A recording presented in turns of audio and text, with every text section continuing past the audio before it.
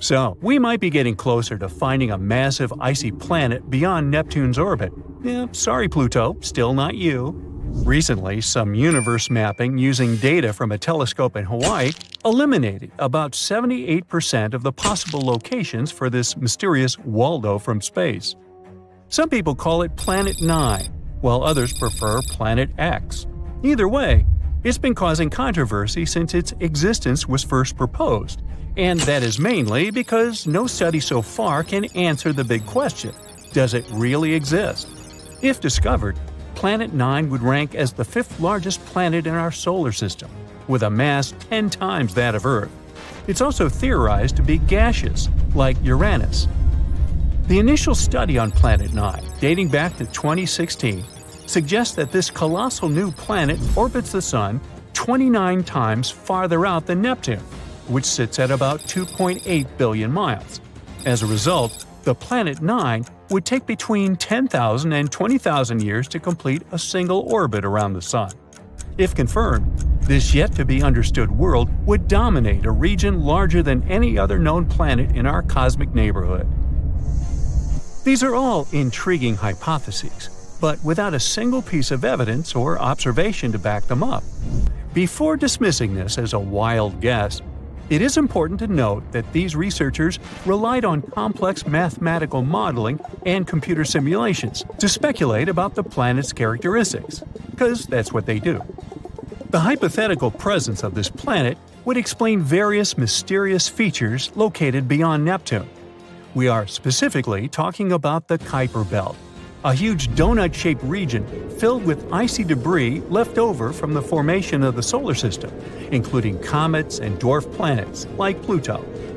What happens is that the 6 farthest objects in the Kuiper Belt exhibit elliptical orbits that are all oriented in a similar direction within physical space and tilted approximately 30 degrees downward relative to the orbital plane of our 8 known planets. What's strange here is that, despite their distinct orbital velocities around the solar system, they maintain this alignment. The likelihood of such alignment occurring randomly is extremely low, around 0.007%. So, here comes Planet 9, a hypothetical massive celestial body that offers a plausible explanation for this strange phenomenon, potentially exerting gravitational influence to shape these orbits. The initial theory didn't hold up for long, facing accusations of observational bias and calculation errors. Then, in 2017, another study popped up, sparking back the idea that maybe Planet 9 is out there after all. This time, Spanish astronomers tried a novel approach, focusing on observing extreme trans-Neptunian objects. These celestial bodies orbit the Sun in highly stretched elliptical paths, with average distances exceeding 13 billion miles. The research suggests that the distances between these objects' nodes and the Sun might provide clues to Planet 9's location. You see, these nodes are the points where a celestial body's orbit intersects the solar system's plane. When these objects reach these points, they're more likely to interact with other solar system bodies, potentially causing significant changes in their orbits or even collisions. So, if the trajectory of these extreme trans-Neptunian objects remains stable, everything's fine. But if it's not, well, that's a sign that something else, something big, is messing with their path. And that's exactly what the research found. There is something unseen out there, throwing these objects off course. And that something could be a planet, chilling at a distance between 300 to 400 times farther from the Sun than Earth. To this day, the study of the extreme trans-Neptunian objects is the strongest evidence we've got for Planet 9's existence. And if you're still not convinced by this theory, know that strange motions like these have led to planetary discoveries before. Neptune, for instance, was spotted because Uranus's motion didn't quite agree with the predictions of Newtonian gravity. But the deflection of its orbit could be explained if it was caused by a pull of an undiscovered planet. And just like that, we discovered Neptune. Now, the year is 2021, and there's all this buzz about Planet 9 again. After correcting some old guesses, Studies are now leaning towards the idea that this mystery world follows an epic loop around the Sun every 7,000 years. That is massive news, because it means this planet might be closer than we ever thought, making it easier for our telescopes to spot it. The paper also suggests there is a whopping 99% chance that the funky orbits of these distant objects are all because of this unseen planet, not just some cosmic coincidence. Now, the odds of this whole situation being a fluke are down to a 1 in 250 chance, which is much better than the 1 in 10,000 chance back in 2016. All these optimistic numbers have brought us to where we are today, keeping our hopes and working on better equipment to continue the mission of spotting Planet 9. As mentioned earlier, researchers in Hawaii created some kind of treasure map utilizing the Panoramic Survey Telescope and Rapid Response System to eliminate 78% of its locations. This is great news, considering how challenging it is to find a planet-sized needle in a cosmic haystack. But unfortunately, Planet 9's presence remains a ghost in the dark outer reaches of our solar system. Enthusiasts are still convinced of its existence and believe it is only a matter of time before we celebrate the discovery of Earth's new cosmic cousin. They're putting their hopes on the Vera C. Rubin Observatory, which is currently under construction in Chile and is scheduled to begin science operations in late 2025. Over the course of 10 years, this observatory will scan the entire southern hemisphere sky every few nights with a 27-foot, fast-moving telescope equipped with the largest digital camera in the world. The idea is to catalog everything in the solar system, reaching out to and beyond Neptune, and tracking the movements of millions of celestial objects, including space junk, asteroids, comets, and stars. If Planet 9 is indeed out there, this next-generation telescope could be the one to find it. The existence of this mysterious planet is far from being universally accepted in the scientific community. That is simply because Planet 9 isn't the only explanation for the strange phenomenon occurring beyond Neptune. One theory suggests that a group of distant objects, such as dwarf planets, comets, and moons, might be collectively influencing the orbits of the extreme trans-Neptunian objects. Others believe that a black hole is behind all this. These compressed masses are some of the densest objects in the universe, potentially capable of affecting the orbits of other masses, like how this supposed ghost Planet 9 is believed to be doing. Another bold perspective suggests that our current understanding of the laws of gravity is flawed, actually incomplete. This theory, known as modified Newtonian dynamics, proposes that these distant icy objects exhibit strange behavior not due to influence from another planet, but rather because the immense gravitational field of the Milky Way is influencing them. However, even supporters of this theory acknowledge that it is too early to draw firm conclusions, and much more extensive research is still required. While we continue our relentless hunt for Planet 9, some astronomers have taken it a step further, suggesting the existence of a hypothetical Planet 10. This world has a mass and size like that of Mars or Earth and is located on the edges of the Kuiper Belt. But the thing is, if this alleged Planet 10 is indeed as small as scientists believe, it might not have enough gravity to clear its orbit of debris. And that is pretty similar to what happens with Pluto, being one of the reasons why it got into trouble back in 2006. So yeah, it's better not to get too excited. This supposed Planet 10 might end up classified as another dwarf planet.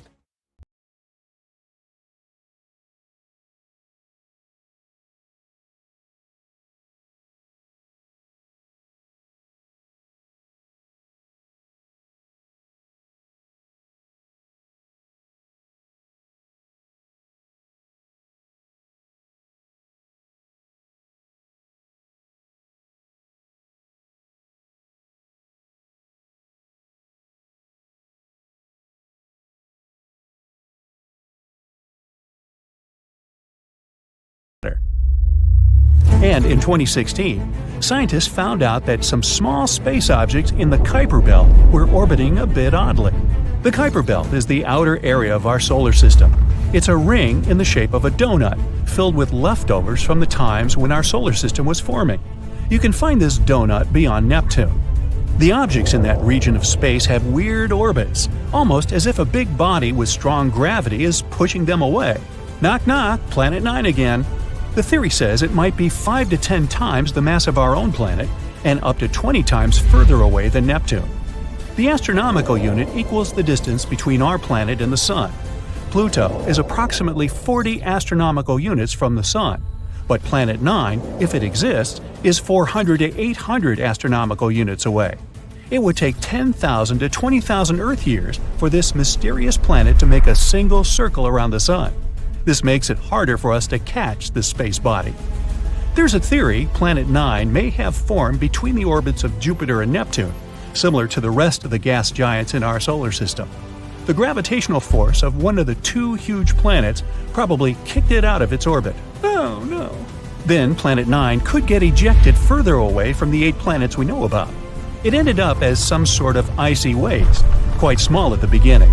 But as time went by, Planet 9 has cleared its orbit of frozen pieces of rock and dust and finally formed into a real planet. Another theory says that this could be a planet another star lost on its way while it was passing near our solar system. In any case, Planet 9 probably doesn't reflect that much sunlight since it's so far away. And astronomers aren't sure where exactly they should look for it. Space is dark, mysterious, endless, obviously. But if we do find Planet 9, it will be the first solid proof there are more planets in our solar system than we thought. Moving on to an interesting exoplanet, located only 90 light-years away from us.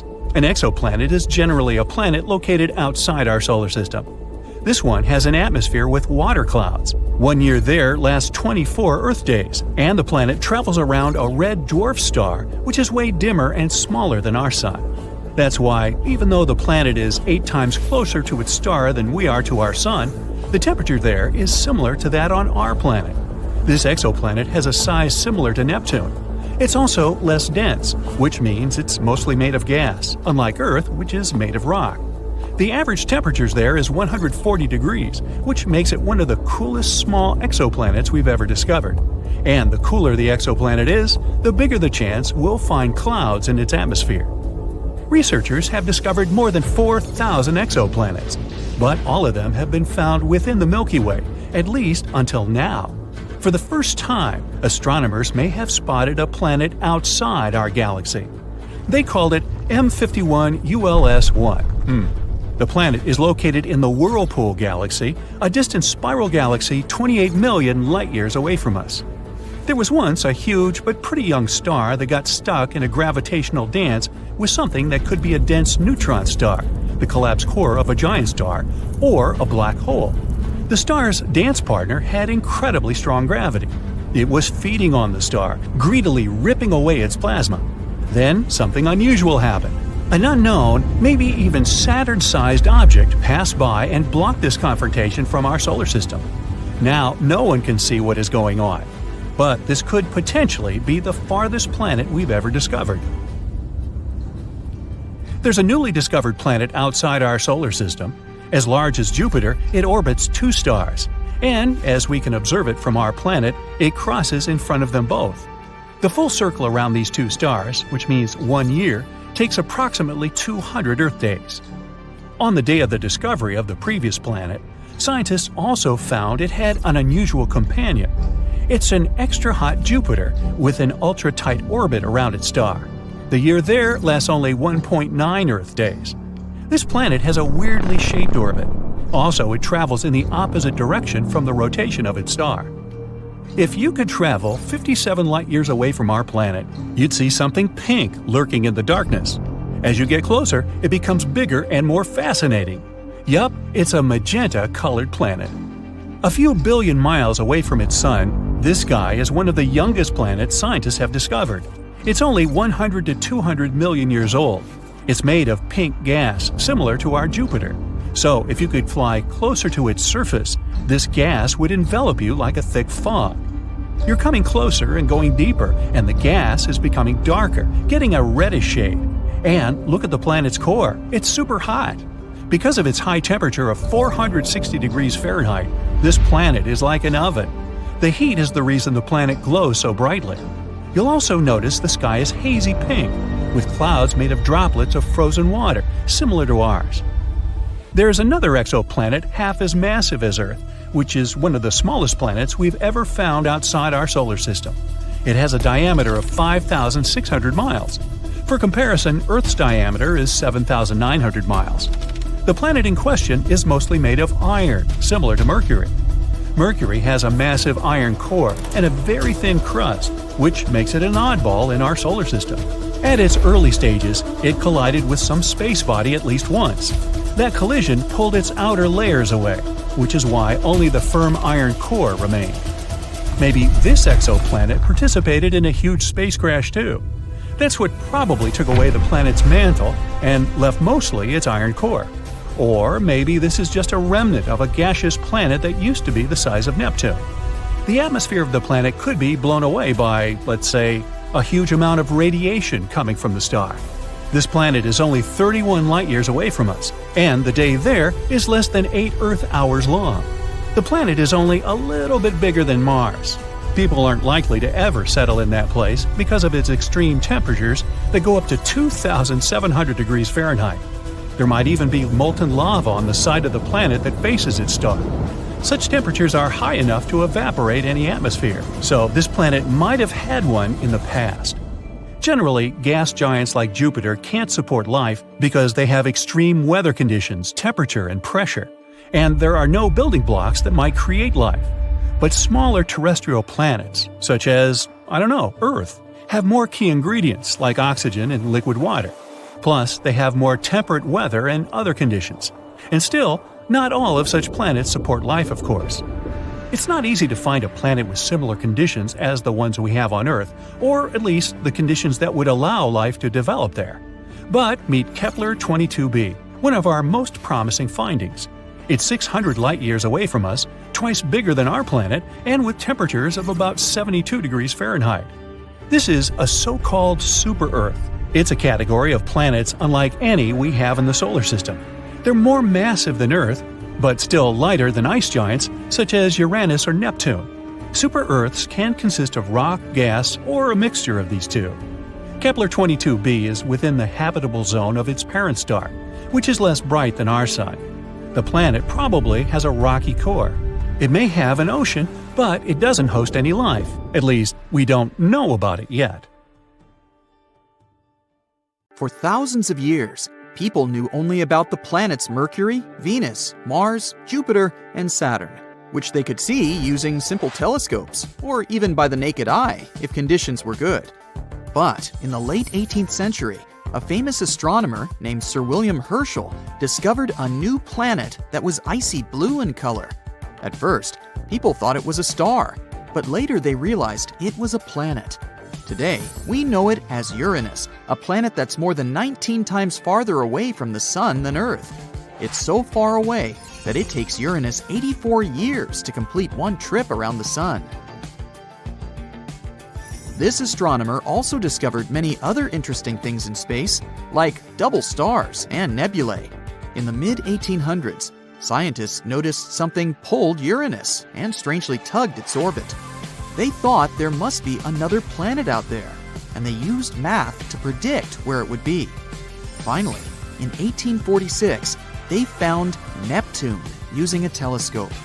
It was too faint to see with the naked eye because it was too far away from the Sun. It was all so exciting. Who knows how many other planets could be there, lurking in the darkness of our solar system? Back in the mid-1800s, astronomers noticed something unusual was happening in the sky. A small rocky planet named Mercury was behaving strangely. It didn't follow the predictable orbit that was expected of it. One of the astronomers was a brilliant French scientist named Urbain Le Verrier. He came up with a theory that there could be another planet in our solar system no one had yet discovered. It would be located somewhere between Mercury and the Sun. This hypothetical planet, which he named Vulcan after the Roman god of fire, would have an incredibly hot surface, and it could be a potential explanation for Mercury's strange behavior. He never surely claimed Vulcan was really the one thing disturbing the orbit of Mercury. But, excited by the possibility of discovering a new planet, astronomers all over the world took the idea of Vulcan.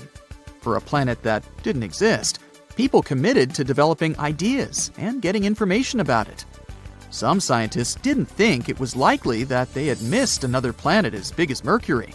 It would have been hard not to see it by then. But there was a tiny chance of a smaller planet existing inside Mercury's orbit that was too close to the Sun, so no one could see it. One theory said it was about 13 million miles away from the Sun. Mercury is the planet with the most eccentric orbit in our solar system, but the closest point it gets to the Sun is about 28.5 million miles. This means Vulcan would be under half of that distance. The theory moved on, saying that if Vulcan existed, it would orbit the Sun every 19 days and 18 hours, and its path would be tilted about 12 degrees relative to the path of other planets in our solar system. Vulcan's position at its furthest point from the Sun would still be too close to the Sun to be seen with the naked eye, even during twilight. The only chance of seeing Vulcan would be during a solar eclipse, or when it passed in front of the Sun, which, as the theory said, would be 2 to 4 times a year. They had a theory that this mysterious planet was so close to the Sun that it could only be seen during a total solar eclipse when the moon blocked out the Sun's blinding glare. So, every time there was an eclipse, scientists would peer at the Sun, hoping to catch a glimpse of Vulcan. They were trying really hard, but no matter what, they couldn't find this mysterious planet. Some astronomers claimed to have spotted it during eclipses, but no one could ever confirm or find evidence for that. The theory of Vulcan was left waiting for some better times. Einstein had a different idea. You know about his theory of general relativity, right? That's where he claimed gravity wasn't some sort of natural force, but a result of space-time curved because of the presence of giant space objects, like planets and stars. Planets circle around the Sun in their usual orbit because space-time is curved. That means the planets are kind of falling towards the central star of our solar system. And Einstein tried to explain Mercury's unusual orbit using his own theory of relativity. Unlike the other planets in our solar system, Mercury's orbit wasn't that circular. Instead, it seemed to wobble slightly, as if there was an invisible force pulling it away. Einstein said this could be happening because the massive gravity of our Sun was actually curving the fabric of space-time around it. He claimed it's possible this changed Mercury's orbit a little bit. It took the scientific community a while to test this theory, but it eventually seemed like the most plausible explanation. Even though Einstein's theory gave us a more elegant explanation for Mercury's strange orbit, some scientists were still holding out hope for Vulcan. It was especially hard to let go of the idea of Vulcan because Mercury is also the planet that's really hard to see from where we're standing. But later, more and more scientists started accepting Einstein's theory above their imagination. And they would observe a total solar eclipse specifically to test Einstein's theory of relativity, not because of Vulcan. And Vulcan is not the only hypothetical planet everyone was talking about. In the newer age, some believe there could be a mysterious planet lurking in the outer part of our solar system. But this one is more likely to exist. No one has seen it directly yet, but computer simulations show this so-called Planet 9, or Planet X, is probably somewhere there beyond Neptune. Neptune and Planet X could be similar in size. Planet X could be 10 times more massive than Earth and circles around our Sun in an elongated shape, which is on average 20 times farther from the Sun than Neptune. A year there may last between 10,000 to 20,000 Earth years. By comparison, a year on Neptune lasts 165 Earth years. Something this big moving out there beyond Neptune could explain the unusual orbits of smaller objects in the Kuiper Belt. The Kuiper Belt is the area of our solar system beyond Neptune and where it orbits. And there are most likely many asteroids, comets, and some other smaller bodies there, mostly made of ice. There was another hypothetical planet called Nibiru. Remember those rumors that the world could end back in 2012? One of the popular scenarios was Nibiru, which some claimed would hit our home planet at the end of the year. Of course, nothing happened. We're still here, all set and good, but the idea of Nibiru seemed interesting. Stories started in the 1970s when a man named Zachariah Sitchin mentioned Nibiru in his book, The 12th Planet, claiming it orbits the Sun every 3,600 years. But there's no chance a planet with such an eccentric orbit wouldn't disrupt other planets in our solar system with its gravity. And if it was really coming that close to Earth in 2012, we were supposed to be able to see it with the naked eye. Some simple calculations showed Nibiru would have been nearly as bright as Mars at its dimmest and brighter than the faintest stars you see from a city. Oh well, maybe we'll have more luck in the next 3,500 and something years. In 2011, a comet named Elenin appeared that many people thought could be Nibiru. But when you're looking at comets and planets through a telescope, you see they appear differently. A comet has a coma, which is a gas atmosphere, together with a tail, something a planet doesn't have. Plus, this comet didn't slam into the Earth. It came too close to our Sun and fell apart. The leftover pieces will continue moving on their way to the outer solar system for the next 12,000 years.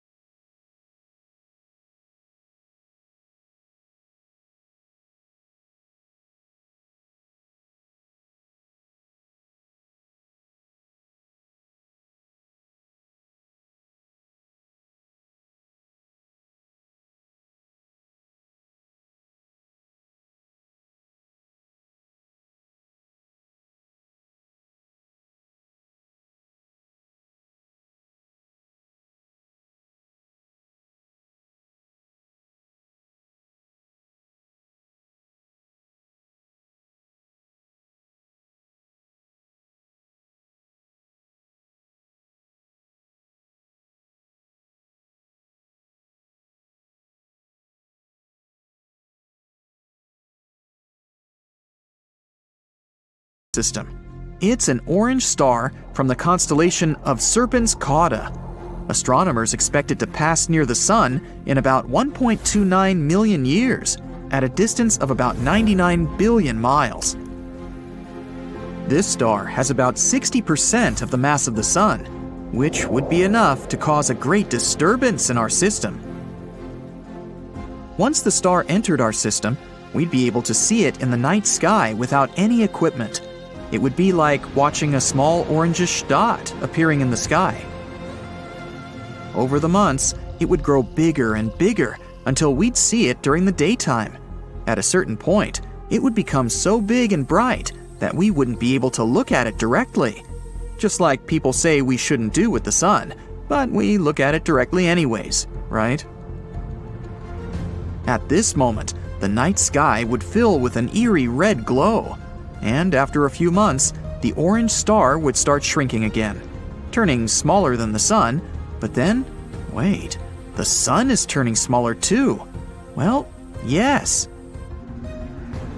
The passing of Gliese 170 took Earth out of its orbit, and its gravitational force pulled us out of our natural alignment. Now the Earth will roam through the solar system until it reaches outer space. So, what would happen with our planet if this were to really happen? First, the Earth would leave what is known as the Goldilocks zone, also known as the habitable zone. It's a rather narrow part of the solar system where human life can thrive. What's its success secret? Water in a liquid state. Astronomers have discovered that Mercury also has water, but only in its northern and southern poles, where light never reaches. Pluto, the dwarf planet at the rear end of the solar system, is 30% water, but much of it is hiding under a thick layer of ice. If the Earth ever did leave its privileged place orbiting the Sun, it would travel around the galaxy at its orbital speed of 67,000 miles per hour. That's 1,000 times faster than a cheetah can run. Pretty fast, huh? So, in about more or less a month, humanity would see the red giant Mars on the horizon. By then, we would be getting around 44% of the sunlight we once had. If someone wanted to begin a new civilization, this would be the perfect moment. With reduced sunlight, it would be more difficult for plants to continue doing photosynthesis, so most of the flora on our planet would begin to perish. A few days after leaving Mars's orbit, our planetary spaceship would face its first challenge, traveling through the asteroid belt.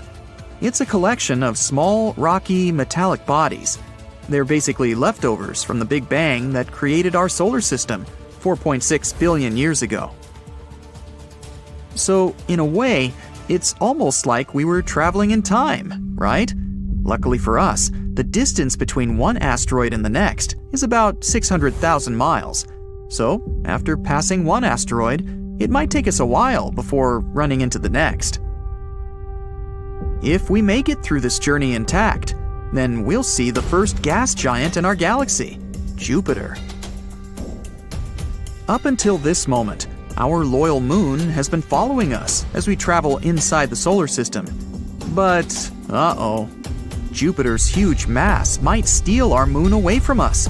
After all, Jupiter's gravity is twice as strong as Earth's. If our moon did join Jupiter's orbit, it would be no less than its 80th moon. A bit too many moons, if you ask me. At this point in our travels, the Earth's atmospheric temperature would have fallen drastically to around negative 229 degrees Fahrenheit. So life on Earth would only be possible in very specific places. Most of our planet's water would be frozen at this point, but only on the surface. Thanks to the Earth's core activity, it would heat our oceans from below, allowing heat to escape and maintain some water in the liquid state. In fact, the Earth's core would remain active for billions of years after it has left orbit. In this scenario, microbes living near hydrothermal vents would thrive. But perhaps some life would also be possible near the heat provided by thermal vents above the surface, in places like Yellowstone Park. A great option for humanity would be to build cities deep underground. This would be our best bet if we wanted to keep human life on planet Earth. 10 years after our departure, we would be deep into the interstellar voyage. We'd be over 2.8 billion miles from the Sun. Our solar system would be nothing but a distant memory. If you were still living on Earth at that point, then you'd probably be coexisting with great technological advancements. Humans could build entire underground cities using geothermal energy. Maybe we'd even discover how to turn ice into power and create a sustainable and abundant system for fuel. Ice would also be our main source of water, and by then, the transformation process wouldn't be as expensive. Underground crops would thrive, But some plants would be better than others. Moss, fungi, and algae would be some great alternatives, as they are much easier to farm and grow in large numbers. This would mean that most of our diet would be plant-based, as it might be hard to keep grazing animals under the ground. Humanity could go on living thousands of years this way. If Earth happened to pass by some star with a habitable planet, we might even attempt to make a home on another planet. Spaceflight would become easier without the atmosphere in the way. So, yep, the idea of venturing into other planets would no longer seem too surreal in this scenario. The only thing that we would rather not happen to us is Earth running into a black hole. If that happened, let's just say we'd all be turned into spaghetti. Not literally, but we would go through a process that is called spaghettification. In this case, planet Earth, and everyone still living on it, would be vertically stretched up to the point of, well, vanishing. But that's the subject of another video. Fortunately, even if all this could be true, we wouldn't be caught by surprise. Thanks to scientific and technological advancements, we would be able to predict if a star were to pass too close to our home planet. And even if we couldn't stop a star, we would most certainly manage to do everything to prepare. So, who knows? Maybe the future generations will be watching this video, surprised at how precisely we figured the future out. Have you ever thought about Earth itself as an intelligent, well, not creature, but maybe an entity? Like it has a mind and some survival instincts of its own. When said like this, it sounds like you're about to watch a fantasy movie where the planet we walk and live our daily lives on will suddenly wake up, realize it doesn't like us that much after all, and just go crazy. Hope not. But we're not actually talking about such scenarios. More of the idea that the collective activity of life, like microbes and plants, can change a planet and give it a life of its own. It's like the planet has a green mind. The metaphor of Earth as a living planet makes sense. Creatures across the globe crawl, swim, walk, and fly through the uppermost layers of our land, ocean, and sky. Plants cover much of our world. Plus, there are viruses and bacteria in the water, soil, and even atmosphere. Now imagine all the living things on Earth, like plants, animals, and microbes, as a giant team working together. They have different jobs, but they all do their thing to make the planet a better place to live. For example, plants make oxygen that we breathe, and animals help pollinate flowers. Together, they form the biosphere, which is like the Earth's team of life.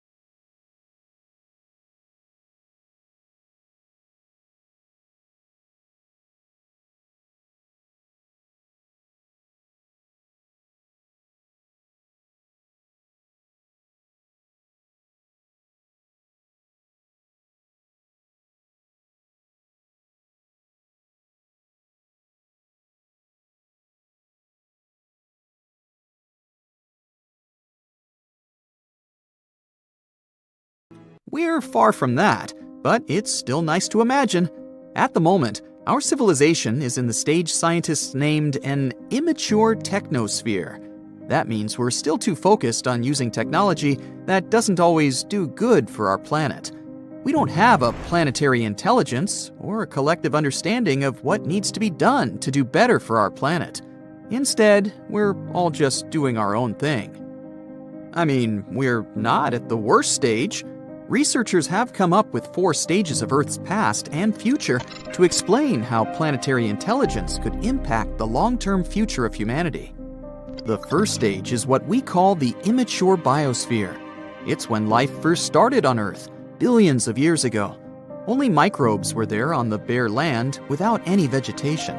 There wasn't any global feedback, which means these microbes couldn't yet affect Earth, its atmosphere, or other systems in any way.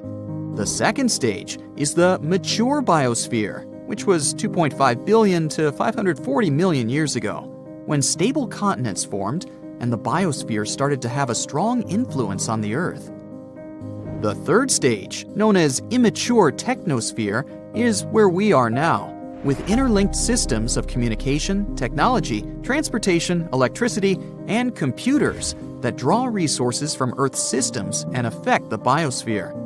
The fourth stage, also known as the mature technosphere, is where Earth should aim to be in the future. It means technology will benefit the entire planet. We'll use sustainable forms of energy, like solar power. Planetary intelligence is the sign of a mature planet, and researchers are trying to figure out how we can move towards it. So, things we do on an individual level do matter.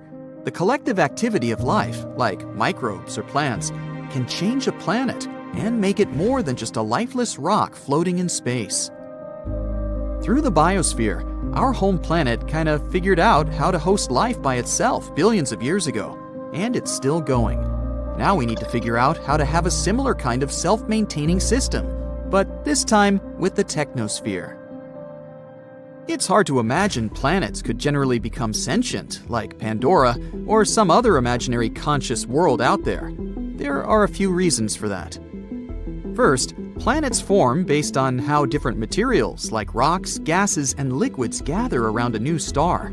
It's like you have a big family gathering, where everyone brings different ingredients to make a delicious dish.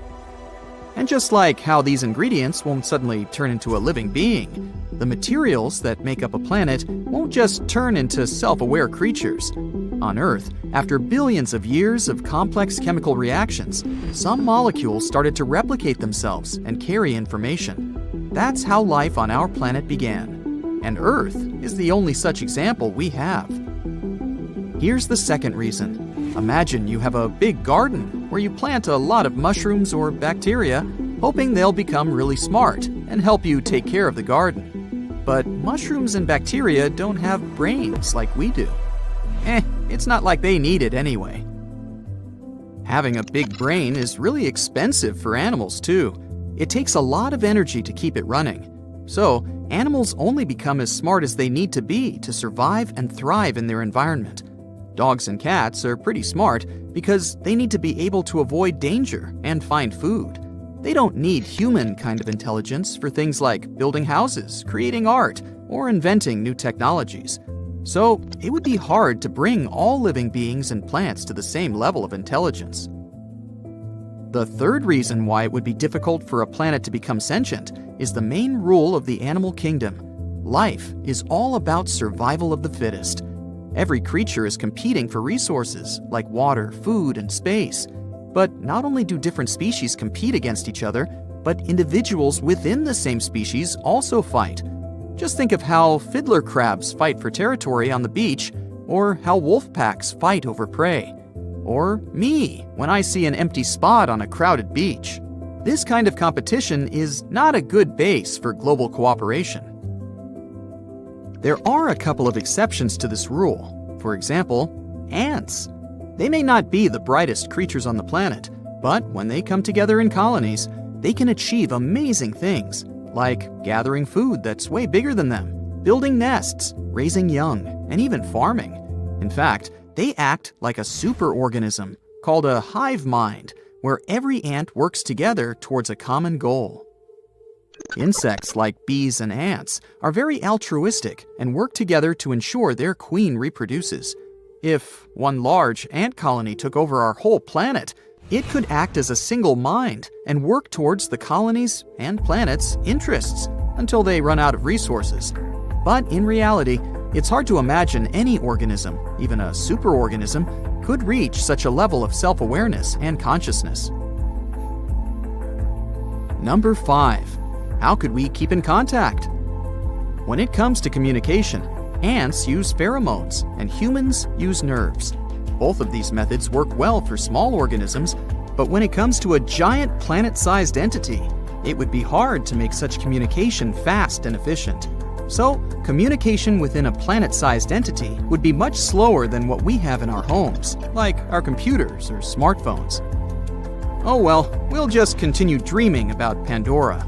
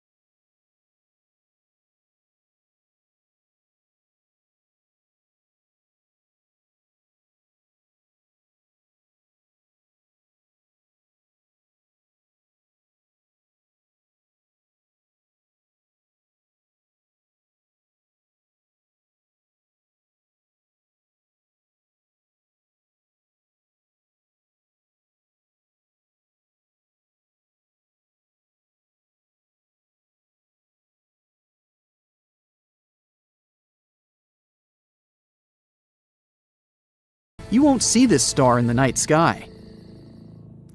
The planet Kepler-22b is about 2.4 times larger than our Earth, and that's pretty good. More radius means more potential water and space to live. Although going from one city to another would take a while. It's scary to even imagine a 3-day-long plane flight. We don't know the exact mass of this planet, but scientists think it's bigger than Earth's. Actually, the mass of Kepler-22b can be up to 36 times greater than that of our planet. What does it mean? Vigorous gravity.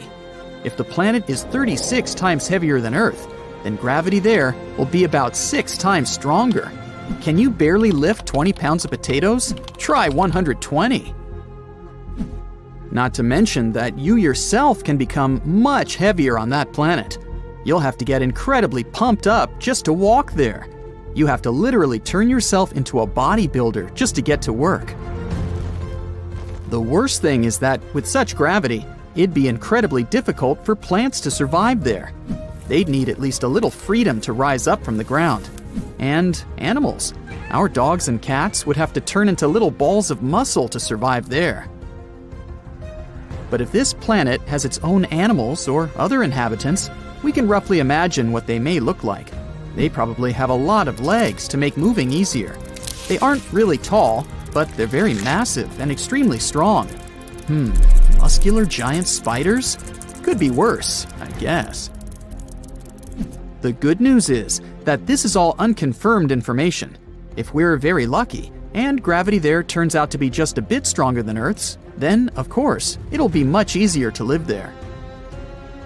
The next thing we know about Kepler-22b is that it's about 15% closer to its star than we are to the Sun. If Kepler-22b existed in our solar system, it would be located somewhere between Earth and Venus.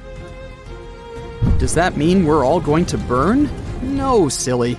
As I mentioned before, the star Kepler-22 is pretty cold, just some 10,000 degrees Fahrenheit.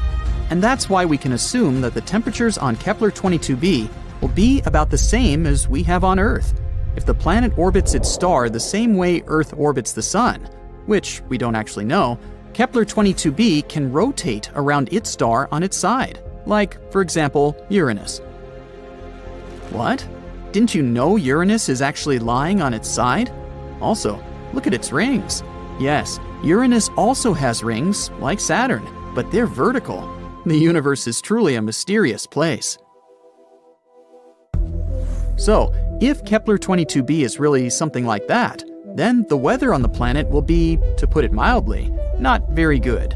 Incredibly cold winters will be regularly followed by hot summers. And, just like with tidally locked planets, we'd be able to live more or less comfortably only on the narrow piece of land between these two crazy sides. Let's hope that this is not the case and the planet rotates normally. But it's not all that bad. Studies show that there may be an ocean on Kepler-22b. You already know that water means life, but in this case, it's also a big plus because a planet covered by an ocean always has more stable temperatures. The water absorbs some of the heat and distributes it evenly across the planet. The hot parts cool down, and the icy ones warm up. By the way, that's exactly what happened to Earth billions of years ago. When our planet started getting its first little puddles, our beloved moon helped these puddles to spread all over the planet. Thanks to this, a burning horror that used to be our Earth turned into a cute little ball full of life. So, if Kepler-22b has water but no atmosphere, scientists think that the average temperature there could be around 12 degrees Fahrenheit. But if there's also an Earth-like atmosphere, then the temperature can reach 72 degrees Fahrenheit. That would be nice. And finally, 1 year there is equal to 290 Earth days, about 9 months. The planet has no natural satellites, so unfortunately, we'd have to say goodbye to a beautiful view of the moon. On the bright side, we'd probably be able to see the sun as a distant little star. We could admire it in the night sky, remembering our home, while not hiding from giant spiders. And this is all that we know at the moment. Unfortunately, it's quite difficult to explore such planets, so there's a lot of very important data that we don't know. For example, what kind of planet is this anyway? Yep, we're missing the most important information about Kepler-22b. We don't know if it's a rocky planet or not. And if not, then all the previously mentioned information means nothing. It may turn out to be a gas planet, or a planet covered with gas but with a solid core, like Neptune, or a water world covered with a giant ocean. In this case, it better be a water planet. Then at least we could build some kind of underwater city there. We could filter the water and eat fish, until we evolve into an amphibious species. Does it even count as evolution if we go back to our roots? Scientists, however, think that Kepler-22b may turn out to be a Neptune-like planet. Some astronomers have even assigned the planet to a category of mini-Neptunes. Yes, this is a real planetary category. But this hasn't been proven yet. But even if, fortunately for us, Kepler-22b turns out to be a rocky planet, we still don't know what the atmosphere is like there. Does it exist at all? What if it turns out to be something like the atmosphere of Venus, which is more toxic than your ex? Then we'd have to dig deep underground to somehow survive on this planet. And then we'd have to come up with a heat source, because it's pretty cold underground. Yeah, let's hope this won't be the case. There are many possibilities with Kepler-22b. So far, we don't have a clear answer. But let's hope that scientists will find it before we load the first people into shuttles and send them to conquer Kepler-22b. That would be awkward if it turns out to be a gas planet, or something like that. Our universe is full of both amazing and terrifying things. You already know about quasars, black holes, dark matter, and so on. But how about the horrors of space that you haven't even heard of? Would you like to visit the most bizarre worlds in the universe? And it's not me who made this list, but NASA themselves. Welcome to the Galaxy of Horrors, NASA's awesome Halloween collection. Please join me on a journey to some planets and tell me which ones you would consider the most horrible. Buckle up! Our first destination is a gas giant called Tres 2b. It's located 750 light-years away from us. If we used a regular spaceship, it would take us about 10 million years to get there. Tres 2b orbits a yellow dwarf, a star similar to our Sun. It also weighs about 1.5 times more than Jupiter. So, what's so special about it? Well, if you're afraid of the dark, you definitely don't want to visit this place. It's the planet of eternal night, the darkest one of all the planets known to us. But it's not that far from its star, so why is that? The thing is, the surface of Tres 2b reflects light even worse than coal does. Because of this, it seems that there's no light at all. If you were flying across the surface of this planet, it would be like walking with a blindfold on your eyes. Oh wait, actually there is some light. An eerie deep red glow surrounds the surface of the planet. This glow is created by the burning atmosphere, which makes Tres 2b a scorching planet. The air there is even hotter than lava. Oh, but if you think that was bad, let me show you the next place of our horror journey. NASA wasn't beating about the bush while nicknaming this one. Now, we're not just talking about one planet, but 3 at once. They're also located quite far away, 2,300 light-years from the Sun. We would have reached them by ship in about 35 million years. All the planets are in the constellation Virgo, and each is extremely light, much lighter than the Earth. These 3 exoplanets are called Poltergeist, Dragger, and Phobator. Cool names, huh?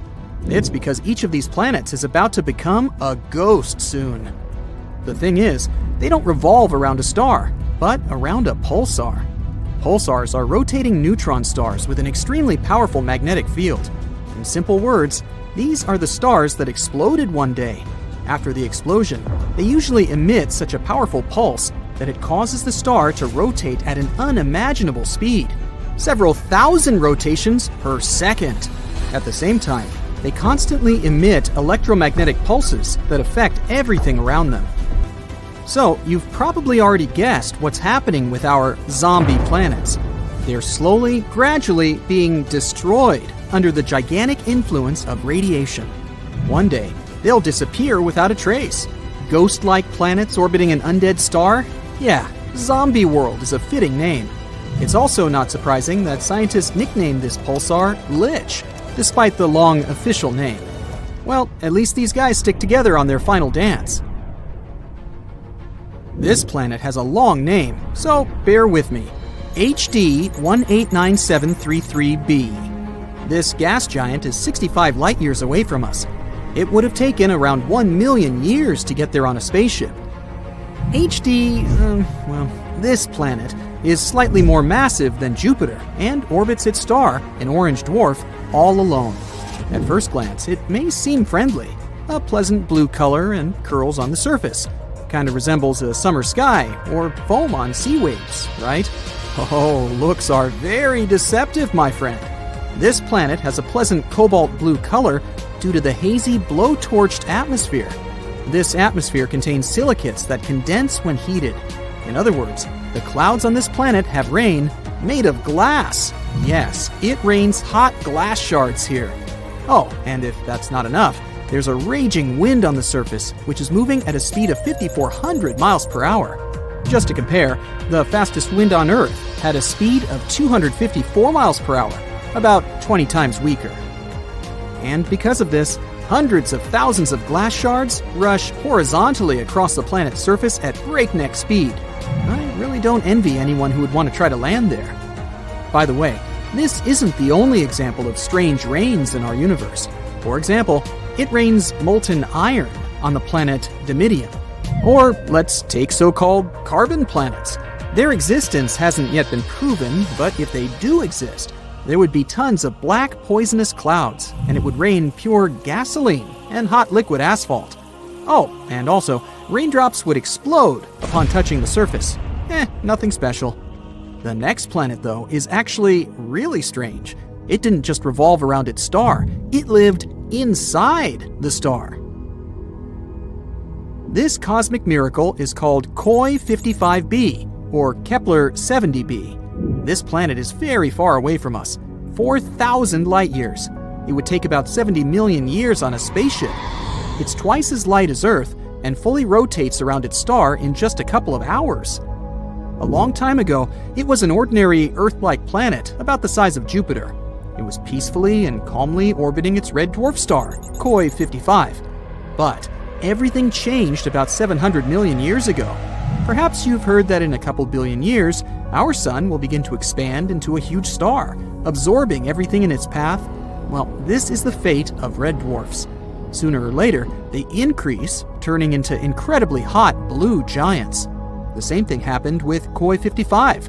This star began to increase in size and heat up in temperature, gradually turning into a blue-white giant. It was ready to devour its nearest planets. But KOI 55b didn't care about it. When the star reached it, this planet just settled inside. And moreover, after some time, it left its star, simply returning to the new orbit. How was that even possible? Life inside its star turned KOI 55b into a red-hot round stone. It's one of the hottest planets we've discovered so far. The temperature on it reaches 12,000 degrees Fahrenheit. It's hotter than the sun, which is, let me remind you, an actual star. And for some reason, it's still alive and lives as if nothing happened. Unfortunately, sooner or later, the planet will disappear anyway. It's slowly evaporating itself due to the incandescent atmosphere. But still, it somehow managed to survive the journey through the star, which isn't typical for regular planets, to put it mildly. I envy this willpower. However, not all planets are so lucky. Some are gradually being destroyed by their stars, and there is even an entire system among them. This last planet is a sad loner. It's located 870 light-years away from us. The journey by ship to it would take about 25 million years. This planet is about 1.5 times more massive than Jupiter. This is a very sad, dark planet. A doomed gas giant, which is very similar to hot Jupiter, orbits its star all alone. At the same time, it's located so close to its star that its orbital period takes just one day. Of course, because of this proximity, the star gradually absorbs WASP-12b. The scorching heat of the star is slowly destroying and devouring the planet's atmosphere. The planet has only around 10 million years left. But what's more interesting, because of this stretching, WASP-12b acquired the shape of an egg. It doesn't even resemble an actual planet anymore. It's also very hot. The surface temperature of the gas giant reaches 4,000 degrees Fahrenheit. Also, a spectrograph of cosmic origin, or COS for short, found that the planet exchanges matter with its star. They're located so close that they give each other part of their chemical elements. This is a common phenomenon in closely spaced binary star systems, but this is the first time scientists have seen this in a star-planet relationship. What a unique system. To be honest, if I was guaranteed complete security, I'd be excited to visit at least some of them. What about you? Please let me know in the comments. While we may think of ourselves as advanced after catching a glimpse of the 8 planets of our solar system and their 200 moons, we really have little idea of what's out there. So much so that there's speculation that there might be one more planet in our solar system. Scientists call it Planet X or Planet 9. This undiscovered world could be hidden way out past Neptune. Asteroids and dwarf planets in this area have weirdly unexplained altered orbits, and Planet X may be the reason. Tales of this mysterious planet began over 100 years ago with a man called Percival Lowell. Lowell had a great love of space, and aside from having an impressive mustache, he was also super rich. Ooh, that lucky guy. He used his riches to build an observatory in Arizona. He then dedicated it to study the odd motions of Uranus and Neptune. Their gravitational pulls are slower than those of all the other planets in our solar system, almost as if there is a giant hidden object pulling them off course. In 1906, Lowell theorized that there could be another planet out beyond Neptune. It probably caused those strange cosmic happenings. The man called this potential space body Planet X. In 1930, Pluto was discovered by Clyde Tombaugh at Lowell's very own observatory. It finally looked like people had an explanation for the weird orbital patterns. Lowell's team was on cloud 9 after the discovery, but their celebrations were short-lived. Soon, they found out that Pluto is way too small to be having that much of an effect on the surrounding planets. And it was also too far away from them, so it was back to the drawing board. Planet X, if it exists, is 10 times the size of Earth and 4 times its radius. It would take at least 10,000 years for the planet to orbit the Sun, and it would sit over 200 times further out than our home planet. That's 600 astronomical units from the center of the solar system. FYI, an astronomical unit equals the distance between the Earth and the Sun. But while that sounds super far away, it's actually not. The distance between space bodies is usually measured in light years, and an astronomical unit is a much smaller unit of measurement. For context, the most distant thing detected from Earth is the galaxy GNZ11. Cute name, huh? It sits a staggering 32 billion light-years away. Even so, our telescopes can still spot it, and just 1 light-year is the same as 63,241 astronomical units. Woo! So, if our tech can detect a galaxy that's so far away, how have we not been able to uncover Planet X? Well, it's probably down to the fact that it might not even exist. The theory of Planet X was pretty much debunked back in 1989.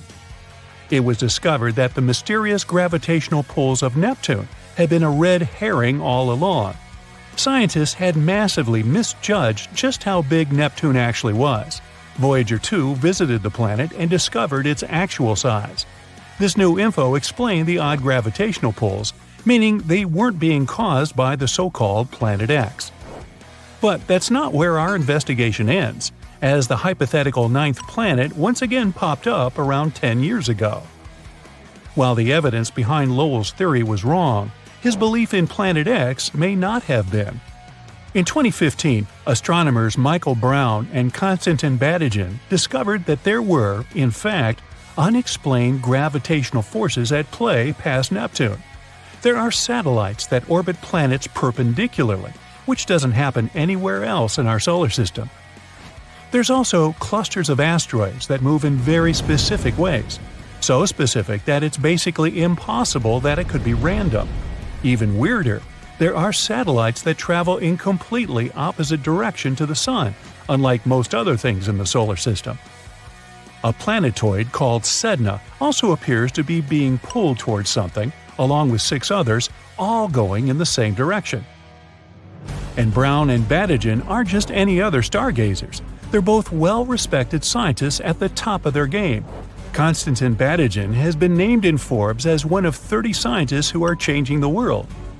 And Mike Brown was the man who rebranded Pluto as a dwarf planet. This means that when these guys say something, it's usually pretty legit, and you should probably listen. But the only way we can really prove Planet X exists is to actually find it, and this has turned out to be pretty difficult. To locate the planet, we'd need to use a method called transit photometry. This is basically where we monitor a whole bunch of stars for a long time and look out for any dips in the light they give off. These dips would likely be caused by a planet getting in the way, and ta-da! The existence of Planet X could be proved. But for this method to work, Earth, the new planet, and the Sun all have to be perfectly aligned. These circumstances are pretty rare, and if these conditions don't exist, the dip in light won't happen. Plus, this method would only really work with planets that are closer to the Sun than our Earth. That's Venus and Mercury. For anything past Earth, this technique is pretty much useless.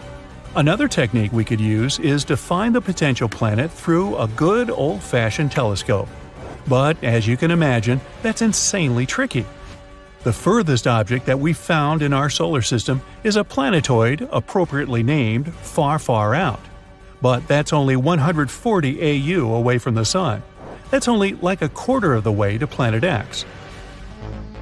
We can only see an object because of its brightness. The Sun is very visible to us because it emits huge amounts of light. And we can see the moon because it reflects the sun's light. Technically, the moon has no right to appear brighter than everything else in the night sky. It only seems brighter because we're closer to it. The farther away an object is, the less bright it appears to us. The major issue with seeing the theoretical Planet X is that all objects in our solar system get their light from the sun. They reflect sunlight, and that's why we can see them. Given how far away from the sun Planet X might be, it makes it nearly impossible to see. And because of its really dim light, to view it, we would require perfect weather conditions as well as an extremely strong telescope. But Brown and Badigeon have found the perfect one. The Subaru telescope is located at the top of a dormant volcano in Hawaii. It's huge and is capable of capturing even the weakest light from distant space objects. The issue that we need to figure out is where to point it. Without knowing where Planet X actually is, this basically turns things into a giant guessing game. There are also only around 3 nights every year when the conditions are clear enough to see the hypothetical Planet X. It's difficult, but not impossible. And still, most astronomers have called it a day and agreed that Planet X doesn't exist, stating that it's just a common myth. The most widespread explanation for the weird gravitational pulls is that there's a tiny black hole in our solar system. It's pulling the planets toward us. But don't worry, they say it's not big enough to actually munch on a planet. So Earth is all good, for now. The issue with the black hole theory is that, once again, it's almost impossible for us to track the thing down. While its mass could be as great as that of Planet X, the hole itself would be squished down to the size of an orange. Telescopes wouldn't be of any use. To find it, people would have to look for the gamma rays sent off by objects as they fall into the black hole. Another way we could find it is to release hundreds of tiny spacecraft. They would pass close enough to the hypothetical hole, and when they got pulled toward it, we could probably detect it. But don't count out Brown and Badigeon's theory. It's still being documented by NASA. And until we find unmistakable evidence to prove any theories, Planet X might still be out there. You're strapped in a spaceship that'll take you all the way to Pluto for your galaxy backpacking trip. It's the longest journey from Earth, and without any shortcuts, so you'll have to get quite comfy. It's recommended for everyone aboard to have at least 8 hours of sleep at night. Astronauts in the International Space Station have little rooms suitable for one person with special sleeping bags and enough room for personal belongings. If they don't, they'll float, bumping into each other. It's a good thing the journey to Pluto will only take you a few days, so you can manage to have your full 8 hours of sleep for the rest of the trip. After a few days, you finally arrive at Pluto, and a bus takes you to the hotel. The dwarf planet is one of the darkest places in the solar system, reflecting very little light since it's located far away from the sun. You look out the window and see some decent landscapes with mountain ranges around 10,000 feet high. But instead of your snowy peaks like in Switzerland, it's methane ice. You have a smartwatch that can tell you the atmosphere characteristics outside. Pluto is filled with nitrogen and methane. After a couple of hours, you finally make it to the hotel and check into your room. You're surprised that you booked 1 day only. One of the first things you'll notice is the weak gravity, which makes it pretty hard to sleep. Then, finally, after enjoying a full day, you're ready to hit the sack. But the day isn't technically over. A solar day, when the planet rotates around its own axis, needs around 6 Earth days. So your 12 hours of fun and exploration was like enjoying just an hour on Earth. If you think that's long, then don't bother waiting 248 years to celebrate New Year's. That's the time Pluto needs to orbit the sun fully. After a while, your biological clock adjusts to conditions on Pluto, so you end up sleeping for more than 72 hours to feel fully refreshed. You check out the next day, Pluto's next day, and fly off to Neptune. This magnificent blue planet may seem appealing, but it's extremely dangerous. But why not? You like the adventure. you get a fantastic view of all the 14 moons of Neptune while waiting for room service. You're somewhat jet-lagged and decide to sleep for a few hours. Even though you chose to take a nap, you end up wasting the whole day doing nothing but nibbling on snacks in the buffet. A day lasts around 17 Earth hours. You were able to fall asleep and slept for about 10 hours, which is more than half a day.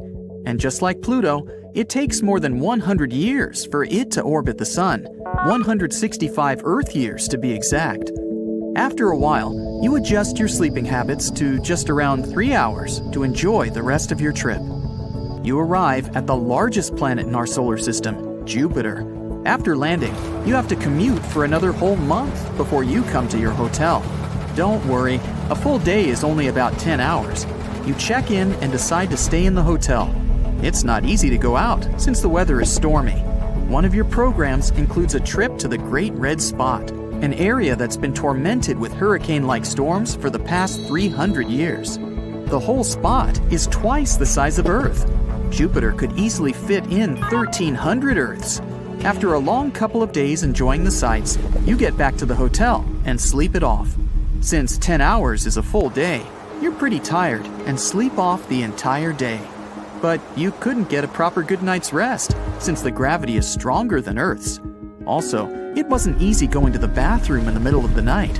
Eventually, you got your 2 hours of sleep adjusting to Jupiter's conditions. Mars is a lot more scenic than the rest.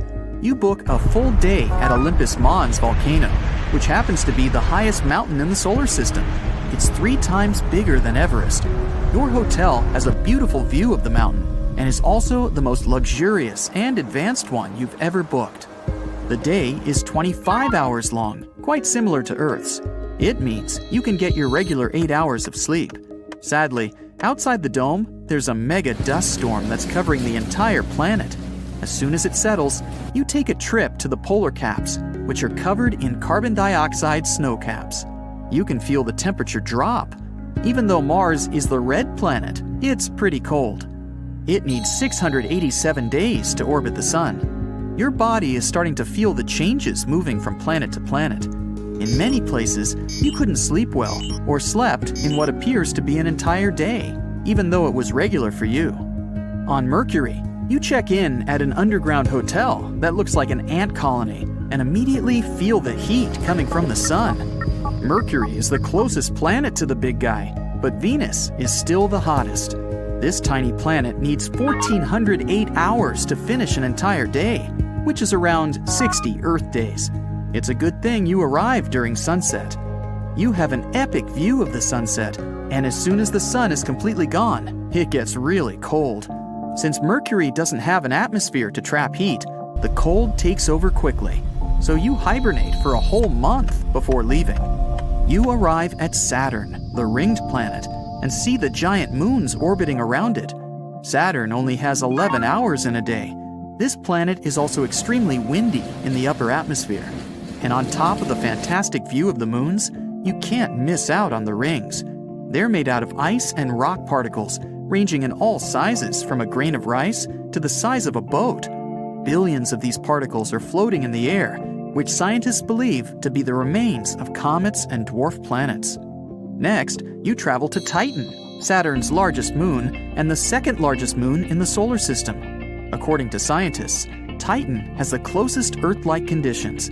It's just colder since it's further from the Sun. Besides Earth, Titan is the only place in the solar system with liquid lakes, rivers, and oceans. Methane and ethane lakes are all over the place, so you get on a fabulous cruise around this moon. The atmosphere is also similar to that of Earth and has the right ingredients to start life.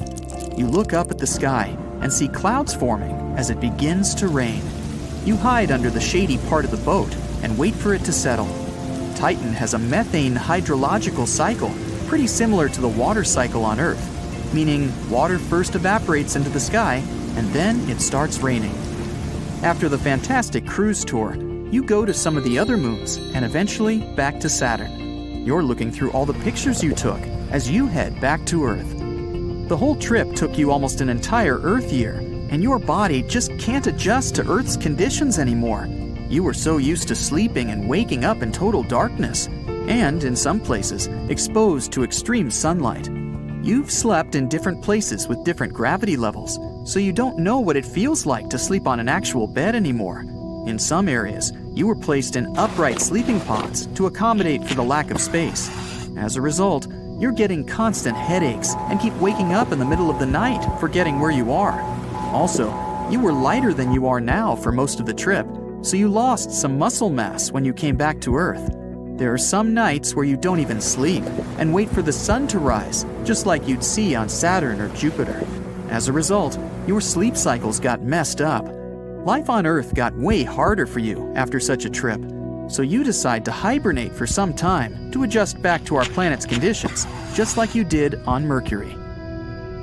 You accepted an offer to participate in an experimental program that'll take you and your colleagues to different planets in the solar system to see how humans can live there. As a volunteer, you dedicated your entire life to this study.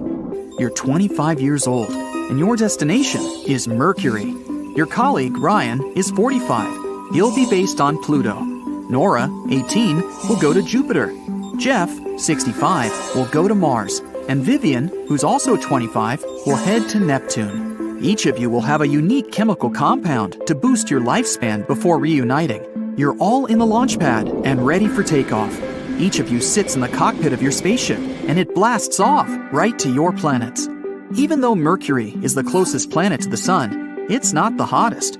That honor goes to Venus, but it is the fastest planet to orbit the Sun. On Earth, a year is composed of 365 days, but on Mercury, you'll only have to wait about 3 months to celebrate the new year, 88 days to be exact.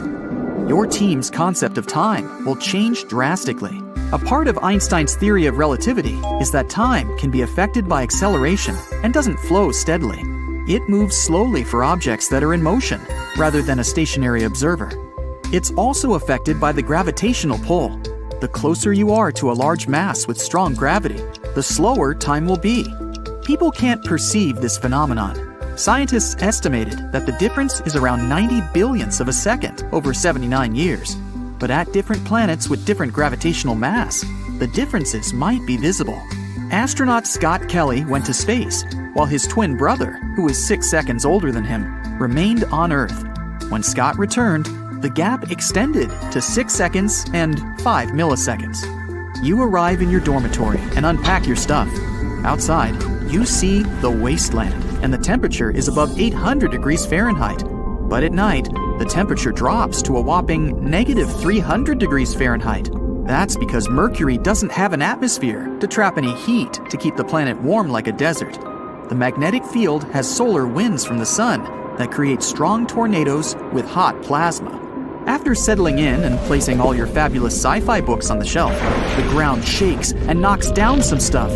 Mercury's surface has active tectonic plates that cause earthquakes. It's just something you'll have to get used to. You're able to have a video call with the rest of your colleagues for a quick catch-up. Ryan is on Pluto, billions of miles away from you, and has the worst reception. Pluto is considered to be a dwarf planet and one of the coldest places in our solar system, with temperatures reaching -400 degrees Fahrenheit, so Ryan doesn't really leave the dorm. He takes his webcam and shows you and everyone else what's outside his window. There are mountains higher than 10,000 feet covered with methane ice. Pluto needs 248 years to orbit the Sun, which means it'll take Ryan the most time to celebrate New Year's. No human can last for such a time on Earth, but the chemical enhancements make it possible. On this day, Ryan will have to wait 90,520 Earth days for New Year's. With gravity, he might age much slower than anyone on Earth. After he shows everyone around, the youngest one in the experiment, Nora, vlogs her new setup in the solar system's biggest planet, Jupiter. Jupiter is so giant that more than 1,300 Earths could fit inside it. That's like 1,300 grapes versus the size of a basketball. And even though it's that big, the planet completes a rotation around its axis in just 10 hours, so a day is considerably shorter here than on Earth. She shows you around her dorm, which resembles a fun playground filled with entertainment. The whole complex is sturdy enough to withstand the extreme winds that can reach more than 335 miles per hour. The people in charge of the experiment were smart enough not to place the complex in the Great Red Spot. an area with a hurricane-like storm that has lasted more than 300 years. And this spot is twice the size of Earth. Jupiter needs around 12 Earth years to make a complete orbit around the Sun, which is 4,307 days to be exact. This would mean that Nora would have to wait 24 Earth years to be 20 years old technically. But Jupiter's gravity is a lot stronger than on Earth's, which means she might age twice as fast. After showing everyone around, Jeff, the oldest one, begins giving everyone a tour of his place on Mars. It's called the Red Planet because it's rich in iron minerals, which might rust. His bunker is classy and feels the most luxurious over all of the others, and it has the best view as well. You get to see the highest mountain in the whole solar system, about 3 times higher than Mount Everest. Olympus Mons is also a volcano, as if being the tallest mountain wasn't already something extraordinary. Mars needs 687 days to orbit the Sun, which is a little less than 2 Earth years. It may not be the quickest in the solar system, but it's not as extreme as Pluto. Mars also has weaker gravitational force than Earth, but with 25 hours a day, he may not feel the time difference compared to everyone else. Vivian jumps in late in the call to show around her place on Neptune. She used to live near some hills and mountainsides, so the windiest planet in our solar system isn't that challenging for her. It has a rocky core like Earth and an uninhabitable atmosphere. Neptune is blue because of the absorption of red light by methane in the hydrogen-helium atmosphere. She shows everyone a view from her panoramic window, and you can see all 14 of Neptune's moons and some cloud formations. A whole day on this planet is just 16 hours. Vivian would have to wait 164 Earth years for Neptune to orbit around the Sun, which is 59,860 days on Earth, beyond any ordinary lifespan for humans on Earth, but a giant tortoise could be okay with that. But with everyone using a special chemical compound, the experiment could be conclusive. Gravity is also strong on Neptune compared to Earth, so she might age just as fast as Nora on Jupiter. After the video call, you take a tour around the complex and find out that other people stay with you in different bunkers, and the same goes for your colleagues on the other planets. 1,000 years later. You've forgotten what Earth looks like. You've forgotten what the atmosphere felt like, and even the wind brushing against your skin. But you've made your place pretty cozy, with so much plant life and cloned animals from Earth in the biochambers. You completely forgot about the mission at this point, and suddenly got a notification about a video call to update everyone about your progress. You set it up and wait for everyone to log in. After about a minute, no one responds. You haven't heard from them since the last video call 1,000 years ago. But then, one by one, everyone joins the video conference. The chemicals in everyone's body, which is enough to extend your lifespan, doesn't affect your body physically. It doesn't make you age at the same rate as on Earth, but it slows it down quite well over 1,000 years. Not everyone looks the same. Ryan was 45 years old on Earth, but he's only aged 4 years with Pluto orbiting the Sun 4 times in 1,000 years. He's now 49 years old, but if he were on Earth, he'd be 1,045 years old. But since he was on Pluto with weak gravity, he didn't physically change as drastic as predicted. Nora was 18 when she went to Jupiter and is still the bubbly girl she was 1,000 years ago. It takes 12 years for the planet to orbit the Sun, which means she's now technically 30 years old on Jupiter. But with Jupiter's strong gravity, she now looks 60 years old. Jeff landed on Mars when he was 65 years old, and if it takes 687 days for a complete orbit around the Sun, then that would make him 596 years old at the moment. Instead of looking extremely old, the weak gravity on the red planet made him age slower relative to the time spent. He looks to be around 80 years old. After landing on Neptune, Vivian, who was your age, is now only 31 years old on the blue planet. It takes 164 years for it to make a full rotation, making her quite old. And with Neptune's gravity just as strong as Jupiter's, she jumped in age and looks like she's in her 70s. You reveal that you're 4,147 years old on Mercury. Since it only takes 88 days for the planet to revolve around the Sun, you're now technically the most senior amongst them. But Mercury's weak gravity makes you look like you're in your 40s. The ground shakes and you hear a loud cracking sound. Oh no, the dome is failing. Everyone runs to their escape pods to evacuate. People are pushing and shoving. The Earth-like atmosphere in the dome is going to be compromised, and you'll be exposed to the thin elements on the surface of Mars. Everyone rushes to put their helmets on.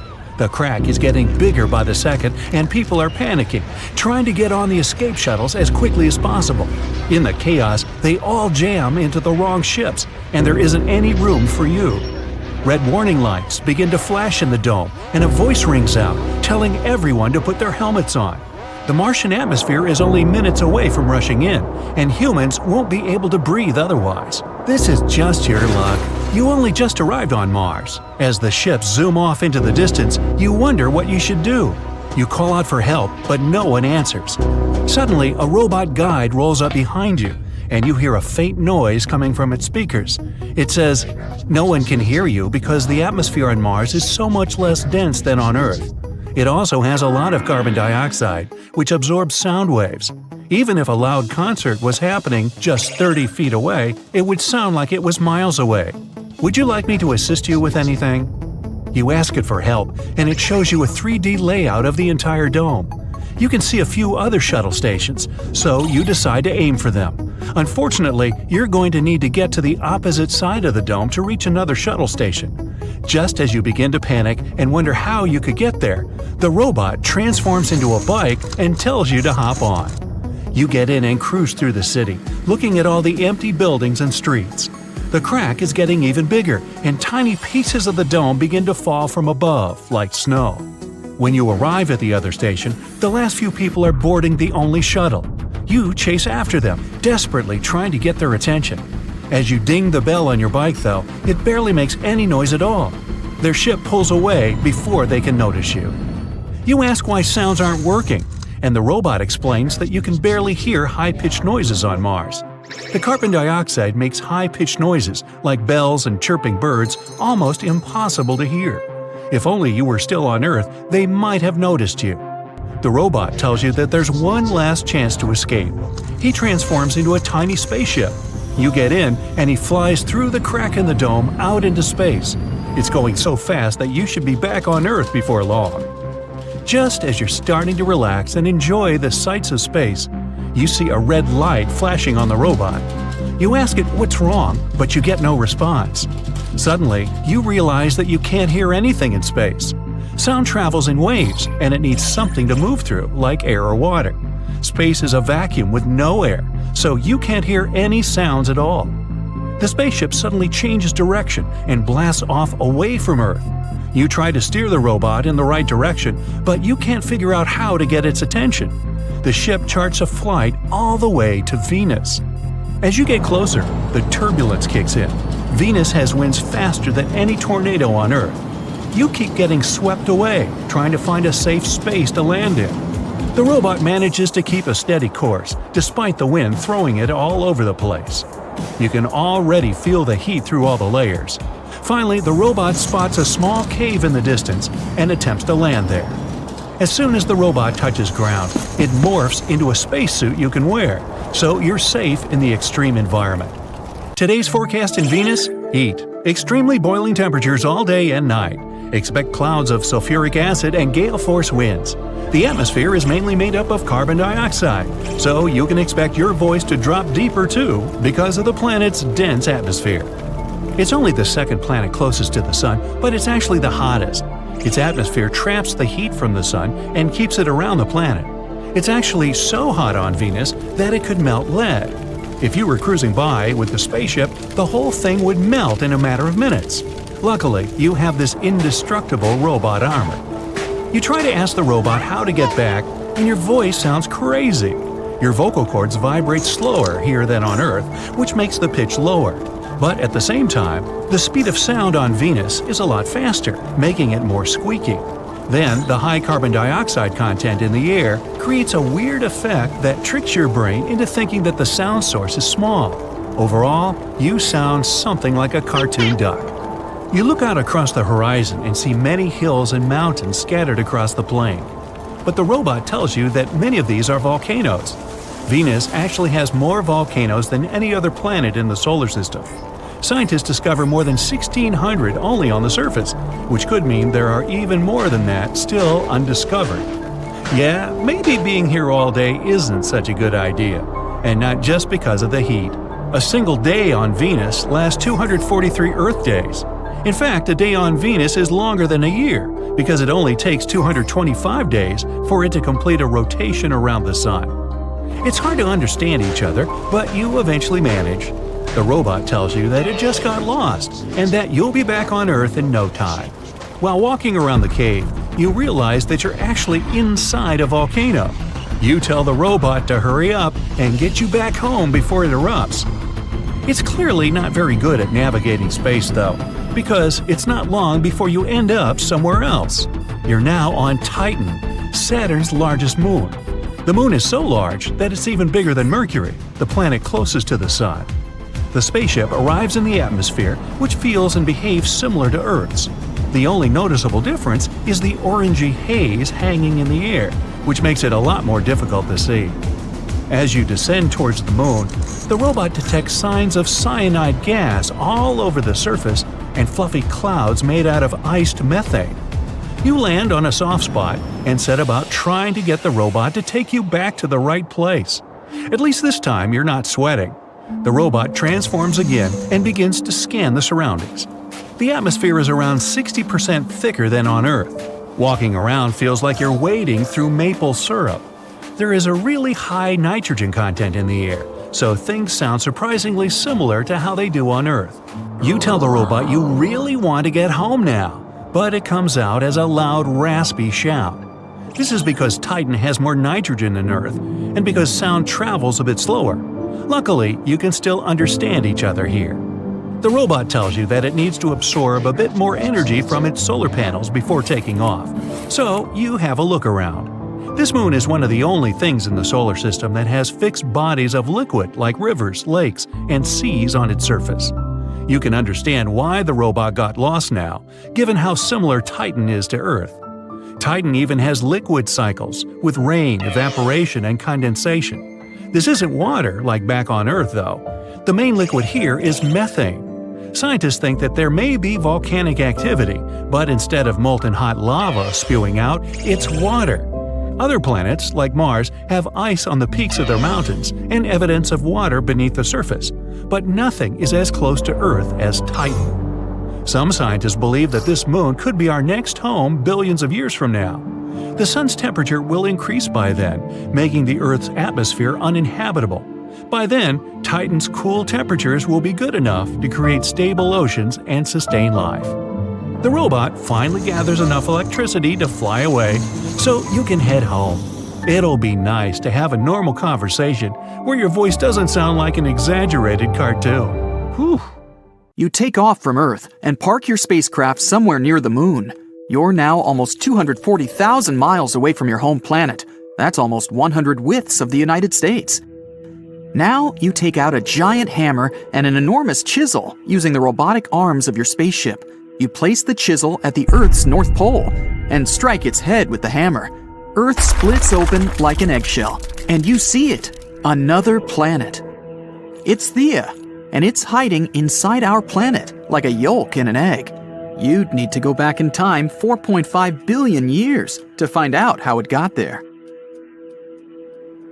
This beautiful nebula will soon become our solar system. Colored dust and various space debris are slowly coming closer toward the common center. Soon, this jigsaw puzzle of debris becomes too heavy and dense. The temperature inside the giant is rising. Soon, it gets so high that it triggers a nuclear chain reaction. Another second, and bam! There's an explosion so powerful that the shockwaves travel far into dark space. And the blinding flash from this blast can be seen from the other side of the Milky Way galaxy. When the dust clears a little, you can see that a bright light is still shining at the very center of the explosion. This newborn star is the Sun. It weighs as much as 333,000 Earths. If the Sun was a bucket, you'd need 1.3 million Earth-sized planets to fill it. You're interested in a small object over there, 93 million miles away from the Sun. This pile of rocks and hot lava is Earth. Right now, the planet is busy forming its core, while the oceans of lava are gradually cooling down. But a few tens of million years after the Sun's birth, you notice a strange object hurtling toward Earth. It's Theia. This small planet was born at about the same time as Earth, and now it's following a crazy spiral trajectory at enormous speed. Scientists believe Theia was kind of a ball Jupiter and Venus played with. Venus was pulling Theia in one direction, then Big Brother Jupiter pulled it back. But the Sun makes up 99.8% of the mass of the entire solar system. That's why the star sets its own rules. It makes Theia move in almost the same orbit as Earth. So they inevitably come closer and closer to each other until they become next-door neighbors. We see that Theia is the size of Mars and as wide as the Atlantic Ocean from New York to Portugal. A collision can't be avoided. Theia is traveling toward Earth at nearly 9,000 miles per hour. That's 11 times faster than the speed of sound. If the smaller planet crashes into Earth at a particular angle, Earth will most likely be torn apart, as well as Theia itself. The collision will cause a huge blast, visible on other planets even on a bright day. Nothing will be left but some burning dust and debris.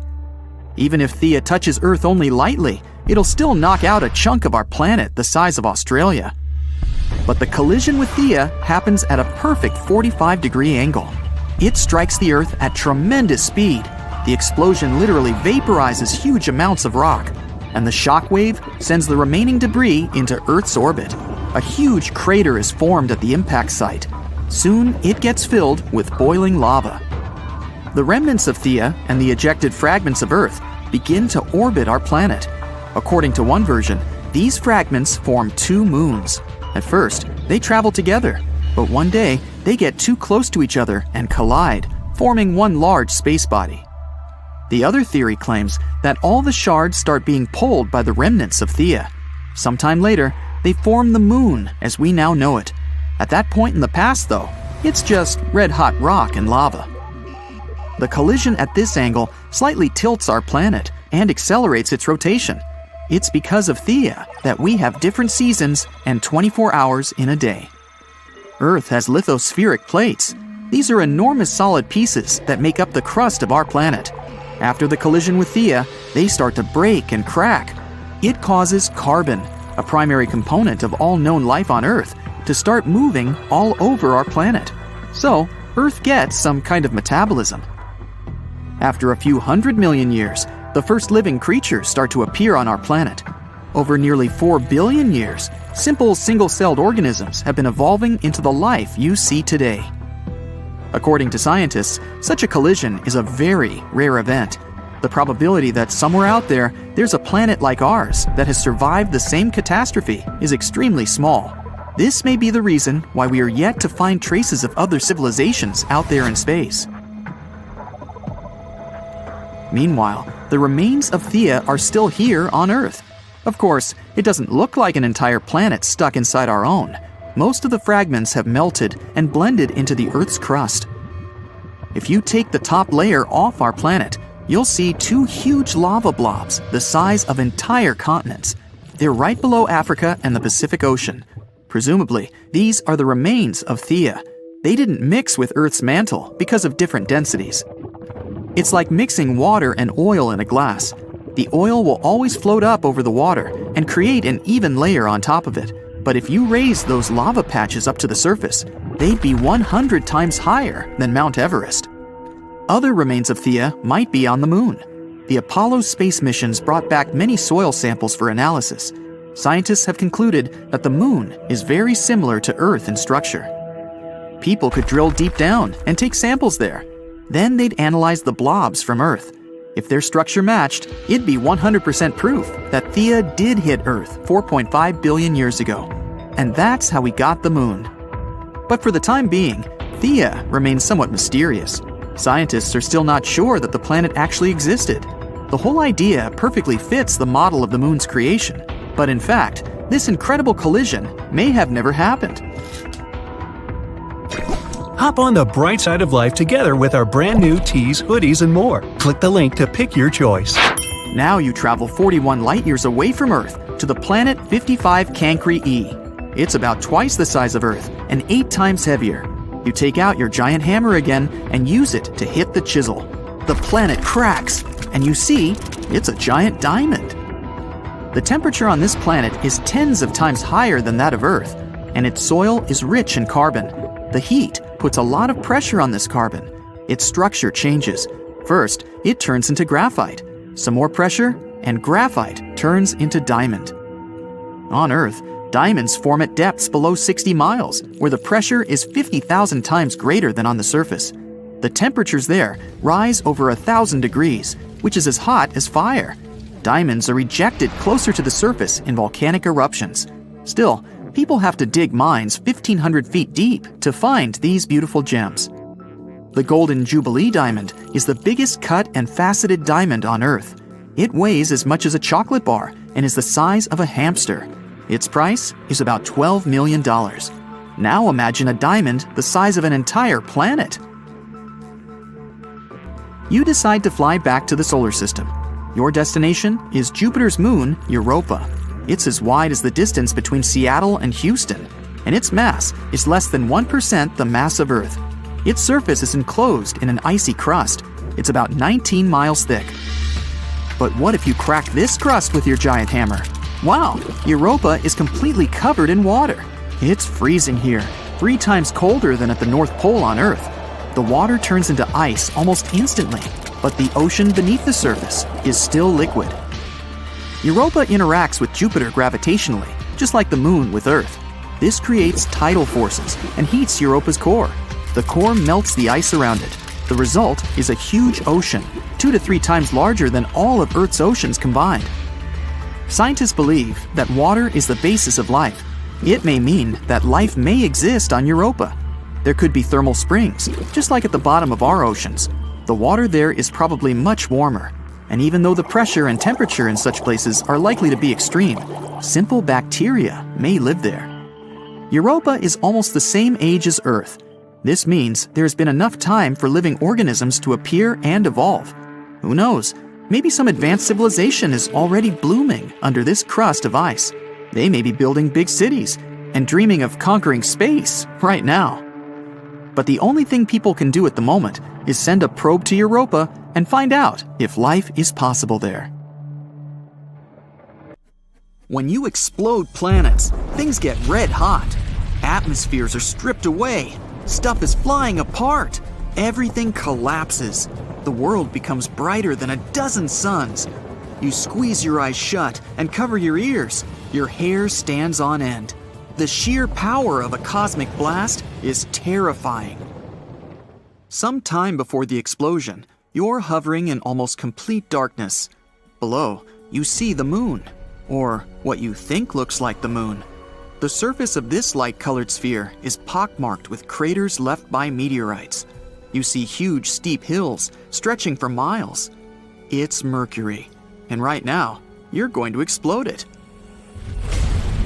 As if in slow-mo, you watch the planet fall apart. And then, in the blink of an eye, you see a wall of debris closing in on you.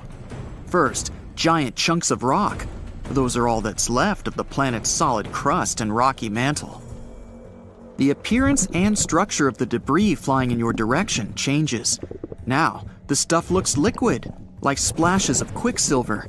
That's Mercury's metallic core bursting apart. It used to take up 85% of the planet's volume. And finally, it's a firework of solid pieces again. It's the planet's solid core. The explosion is so powerful, it knocks Earth into a different orbit. The sun hiccups and swallows down an enormous cloud of dust. That's everything Mercury has left behind. But don't worry, our solar system won't lose any planets. This whole explosion thing is only a temporary experiment. Once you're done watching the show, you press another button, and the planet gets back together, as if you've hit rewind. You approach the next planet on your way. Its surface is hiding under a super dense atmosphere made up of carbon dioxide. If you decided to land on Venus, you'd watch thick clouds of sulfuric acid pass by. You'd see the planet's surface, reddish-brown, dry, and incredibly hot. You'd probably walk across flat, smooth plains, covering 2/3 of the planet's surface. You'd gawk at volcanoes littering Venus, all 1,600 of them. Unfortunately, you won't be able to do that, Because you pressed the button. Boom! Huge chunks of basalt fly away from the center of the explosion. That used to be the planet's 12-mile thick crust. Then you spot bright burning meteors flying toward you at incredible speed. Those are chunks of Venus's molten rocky mantle. The fire rain seems endless, maybe because the mantle was 1,200 miles thick. But that's not the most massive part of the planet. The power of the explosion forces apart Venus's metallic iron core. This core used to be twice as wide as the mantle. You reach the blue marble of your home planet. What will its insides look like, scattered in space? From above, Earth looks pretty. 71% of its surface is blue, because of all that water, seas and oceans. There are also areas of green, yellow, and brown and white swirls. You press the button. The planet bursts apart in a hailstorm of rocks. They're what's left from Earth's thin crust and much, much thicker mantle. It used to take up nearly 84% of the entire planet's volume. You see the rocky rain change into something way more liquid. It's scorching hot iron and nickel that used to make up Earth's outer core. The metals weren't under enough pressure to be solid. The bang is so powerful that it takes apart Earth's inner core.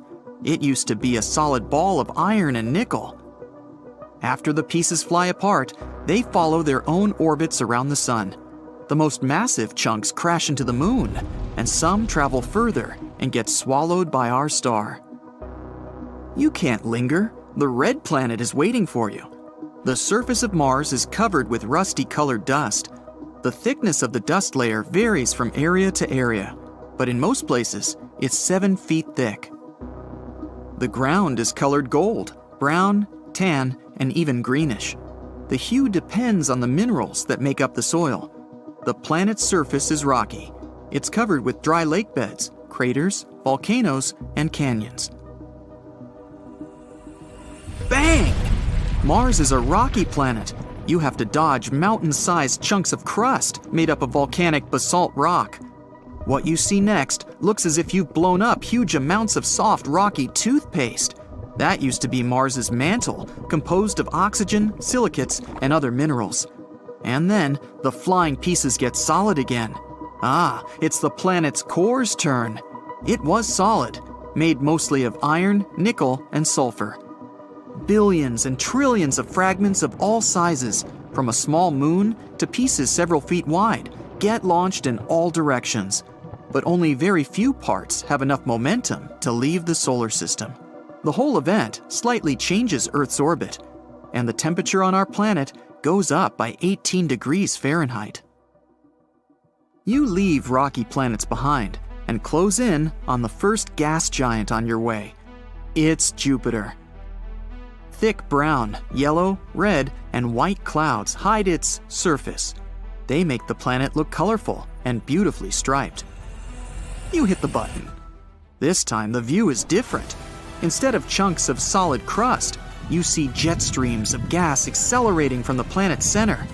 It's what used to be Jupiter's atmosphere, made up of hydrogen and helium gas. In no time, the matter hurtling away to space turns liquid. That's hydrogen changing its form under immense atmospheric pressure closer to the center of the planet. A bit later, the liquid is already a mixture of metallic hydrogen and helium. And finally, something solid. It was probably Jupiter's core, 14 to 18 times the mass of Earth. The gas giant's diameter was about 90,000 miles, but the blast lasts no more than half a second. The explosion of Jupiter is so strong, it evaporates smaller planets like Mars and Earth. The sun remains pretty much untouched. It gets hotter and kinda unstable for a bit, but it doesn't last long. The next gas giant on your way is Saturn. At first sight, it looks as if the planet has a surface. The seemingly solid yellowish-brown sphere is surrounded by layers of clouds. Saturn's trademark rings are awesome and colorful, gray, beige, and tan. They're actually groups of tiny ringlets that are made up of floating chunks of water, ice, rocks, and dust. These chunks range in size from specks to massive skyscraper-sized pieces. While orbiting Saturn, they keep colliding, and larger pieces get shattered. You're surprised to see that the rings aren't perfectly round. They have bends caused by the gravitational pull from the nearby moons. 53 of them are confirmed. Titan, an icy world bigger than our moon and even Mercury, is the largest. What you see looks eerily similar to what happened when you exploded Jupiter. There's only one difference. Saturn's rings break apart, sending rocks and ice flying into space at incredible speed. The largest pieces crash with the planet's moons, wiping away the smallest of them. You see streams of gas, mostly hydrogen and helium, with a bit of methane, ammonia, and water. They're moving at breakneck speed away from where the center of the planet used to be. After that, splashes of liquid matter. That's liquid hydrogen that later turns metallic. And finally, the chunks of the solid core made up of rocky materials. You're looking at a beautiful blue-green sphere of the ice giant Uranus. The planet gets this unusual hue when the light from the sun gets reflected off the planet's surface. Plus, Uranus's atmosphere is mostly hydrogen and helium, with traces of methane gas that absorb the red light. Anyway, bang!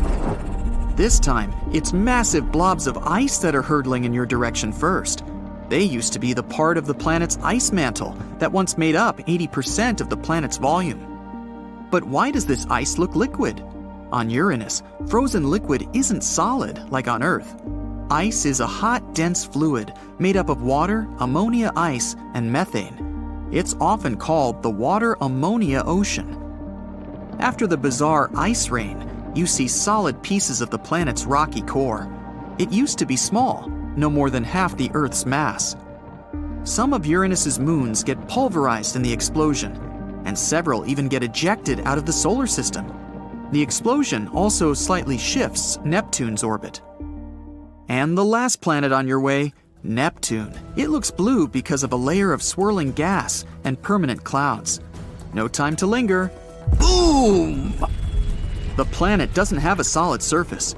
That's why, after pressing the button, you see Neptune's liquid mantle bursting. It looks like a water-filled balloon thrown down from the 50th floor.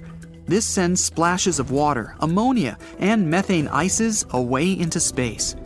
It's followed by lava-like remains of the planet's mantle. It used to be liquid, red-hot, and rich in methane, ammonia, and water. That's what's left from Neptune's solid core, made up of iron and other metals. The weird thing about Fomalhaut b isn't its name, but the fact that it doesn't exist. It was first photographed back in 2008 and was a sensation. Scientists believe it to be a massive exoplanet, but it turned out to have low mass, and it's falling to pieces of dust at the moment. It acts like a massive dust cloud. Gliese 1214b is quite extraordinary with its steamy environment. Wait, but steam is the result of water evaporation, isn't it? In fact, this hot planet is full of water-like substances. It's definitely hotter than our planet, with its 250 to 540 degrees Fahrenheit. It can also be an ocean planet. Still, very little is known about it since it was first discovered only back in 2009. If you ever wondered what it's like to walk on ice and hot coals at the same time, meet Gliese 436b. Being extremely close to its sun, the Neptune-sized exoplanet boasts temperatures hotter than a blazing oven. And yet, it's covered in ice, which burns incessantly. This ice is much denser due to the enormous gravity of the planet, staying solid even under extreme conditions and not melting away. But Gliese seems a nice place with quite mild climate compared to an oven-like Corot 7b. Its stated day temperature is over 4,000 degrees Fahrenheit. Combined with the rocky surface, it presents a kind of underworld landscape. The rocks on the ground bubble and boil, evaporating in the atmosphere, where they cool down and eventually fall back on the surface in a brimstone rain. The saddest thing about Corot 7b is that it might have once been a gas giant whose atmosphere melted away from the heat, leaving only the scorched core. Corot Exo 3b is neither as hot as the previous one, nor as cold as many other planets. It's a gas giant similar in size to Jupiter, yet 20 times denser. It makes this exoplanet's gravity weigh down on everything on its surface 50 times more than it would on Earth. Stepping on it would be your ultimate doom, because you'd be immediately crushed by the density of its atmosphere. TRES 2b is a planet where night never ends.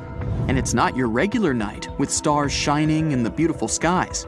Here, it's pitch dark and scorching hot. TRES 2b is a gas giant, roughly 1.5 times more massive than Jupiter, and its surface absorbs light better than charcoal. It might also have a faint dark red glow because of its burning air, which is as hot as fresh lava. It may mistakenly seem that Saturn does have an Earthen-friendly environment. Some layers of this giant gas sphere actually have quite nice temperature conditions. If you dive into Saturn, you'll get to a layer with liquid molecules with 32 degrees Fahrenheit, which seems like Earth. Anyway, it's only one minor layer, and the rest of the planet is freezing cold.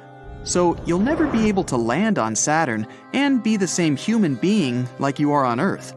But you can become a sort of snowball there, or an ice crystal. As for Jupiter, you might have already guessed that there's no solid land. This planet is made of hydrogen and helium, so it's another gas sphere you can't walk on. It's a bit different from Saturn, though. You wouldn't dive in Jupiter, you'd rather float on it. This planet is like a giant cloud, and if you ever landed on it, it would be like walking through a super thick fog. The temperatures fluctuate a lot here. It's freezing on the surface. Unlike Saturn, the deeper you dive, the more scorching this gas sphere gets. Oxygen is usually viewed as an element that might bring life to a planet, but this is definitely not the case for Osiris. Scientists were shocked to find oxygen on this planet, or rather around it, because it's 8 times closer to its star than Mercury is to the Sun. This extreme distance makes Osiris a living melting pot where anything that could burn will. It's also responsible for a very short orbit of the planet around its star. A year on Osiris is just 3.5 days on Earth. To boot, the atmosphere of the planet is constantly blown and melted away by the heat from its sun. WASP 76b is another weirdly dangerous planet where it rains. No, not wasps. It's so hot out there, over 4,300 degrees Fahrenheit, that it vaporizes iron. So, it rains iron. It's another gas giant, just like Jupiter. Its extreme proximity to the sun divides the planet in two. One half has a never-ending day, while the other has eternal night. Meet WASP 12b, one of the weirdest and saddest planets out there. The enormous gravity of its star, combined with the planet consisting mostly of gas, result in the star slowly devouring its protege. WASP 12b has already taken the form of an egg, stretched towards its merciless sun and unable to do anything with its condition. In another 10 million years, the planet will inevitably succumb to the voracious star's appetite. No list of the weirdest planets could do without mentioning Venus, the Earth's evil twin. The second planet from the Sun has an atmosphere so thick and full of clouds that its surface is much hotter than that of Mercury, despite being somewhat farther from the Sun. Volcanic eruptions constantly thrash Venus. Its gravity is almost 100 times stronger than ours, and those clouds I mentioned are not made of water, but of sulfuric acid, which condenses and rains down on the ground, adding to the inferno. But even if you were brave, or crazy, enough to try to pass through those clouds, you probably couldn't. The winds up there are as strong as some of the most powerful hurricanes back on Earth. One more freezing cold planet is the one I dare not pronounce. Although the host star is not too far away, it's a small and rather cool red dwarf whose light and heat barely even reach the planet. The temperatures out there fall as low as -370 degrees Fahrenheit, which is only marginally warmer than absolute zero. The exoplanet is thus dark, gloomy, and covered in eternal ice. Still, if it has a rocky core, it might generate some heat, so there is a chance that deep below the frozen surface, we could build a nice thermal spa hotel for space travelers. The next planet that sounds like a tongue twister is the only exoplanet in the orbit of its star, and at first glance, it looks quite pretty. Blue and white swirls making up wondrous patterns on the surface. But these pleasant colors actually come from hard silicate particles in the planet's atmosphere, which means it rains glass here. But the worst thing is that winds reach the speed of 5,400 miles per hour, or almost Mach 7. For comparison, the fastest wind speed on Earth was 254 miles per hour, over 20 times less. Thus, the glass falling from the sky travels horizontally at hypersonic speeds, shredding everything in its path. Here's another name we'll just leave on the screen, thank you. This magnetic rogue planet, let's call it SIMP, has probably the best auroras in the universe, putting our northern lights to shame. Dimidium, located roughly 50 light-years away from our solar system, is a planet hostile to any living thing on many accounts. It's tidally locked to its sun, which means one of its sides is always facing the star, while the other is always turned away. The hot side is heated to over 1,800 degrees Fahrenheit, perpetually blown over with winds reaching 600 miles per hour. Despite Dimidium being a gas giant, it has a large amount of iron in it, which melts and evaporates in the atmosphere, creating clouds. And when these cool down, they fall on the surface in the infernal rain of molten iron. In the star system of 55 Cancri, there are 5 planets, 4 of which are gas giants similar to Jupiter and Saturn. But the 5th one, or rather, the first, because it's closest to the star, is different in a most horrible way. 55 Cancri E is so close to its sun that half the planet's surface is a literal ocean of molten lava. The other half is in eternal darkness because it never sees the sun. The planet is always turned to its star with one side. And between the scorching and the dark, there's the twilight zone, a thin strip of gloomy nothingness. The system, whose name I wouldn't even try to pronounce, has 3 exoplanets, which are all being slowly destroyed by their own star. It happens because that star is not a regular one. It's a pulsar, a rapidly spinning core of an exploded star. It creates powerful electromagnetic pulses in several directions, while rotating at several thousand times per second. As a result, the planets orbiting this deceased star are slowly being eaten away and will eventually disappear entirely.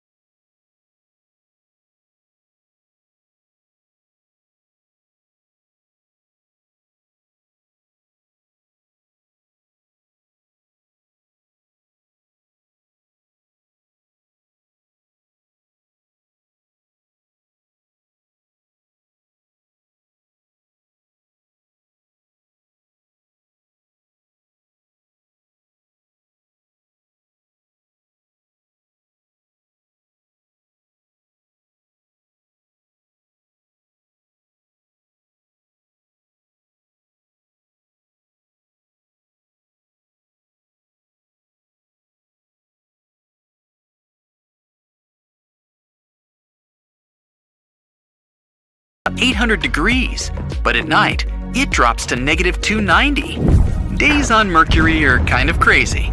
You know, when you finish the day but you didn't really get a lot done? Problem solved. Move to Mercury. A day on this planet lasts about 58 Earth days. That means you'd have a lot of time to get ready for bed. My guess, though, you'd probably get kind of bored. One excellent solution. Somehow, become made of metal, like titanium, nickel, or platinum. Those guys can handle extreme conditions. Life on Venus would be way worse than Mercury or Mars. Pressure might be a tiny issue. You'd probably have one long, never-ending headache. Standing on Venus is like being 3,000 feet underwater. Oh, and that thing we need every moment of the day? Chocolate. Air? There's not a lot of that floating around on Venus. There's carbon dioxide everywhere, and the planet's surface is completely dry. That means it's gonna be hot. 870 degrees hot. There are a few species on Earth that can survive the boiling point of water, and maybe if they mutated somehow, they'd survive Venus's crazy heat. 266 degrees is the record so far, set by a species of microbes. So get ready for an epic body transformation. Want to live on Venus? You'd probably have to turn into a tiny microbe just to survive. Luckily, Venus's atmosphere has phosphine, which isn't great for humans, but microbes just love it. But since you're not a microbe, not yet anyway, you'd need to wear special gear to control the pressure and feed you air. It's not looking good.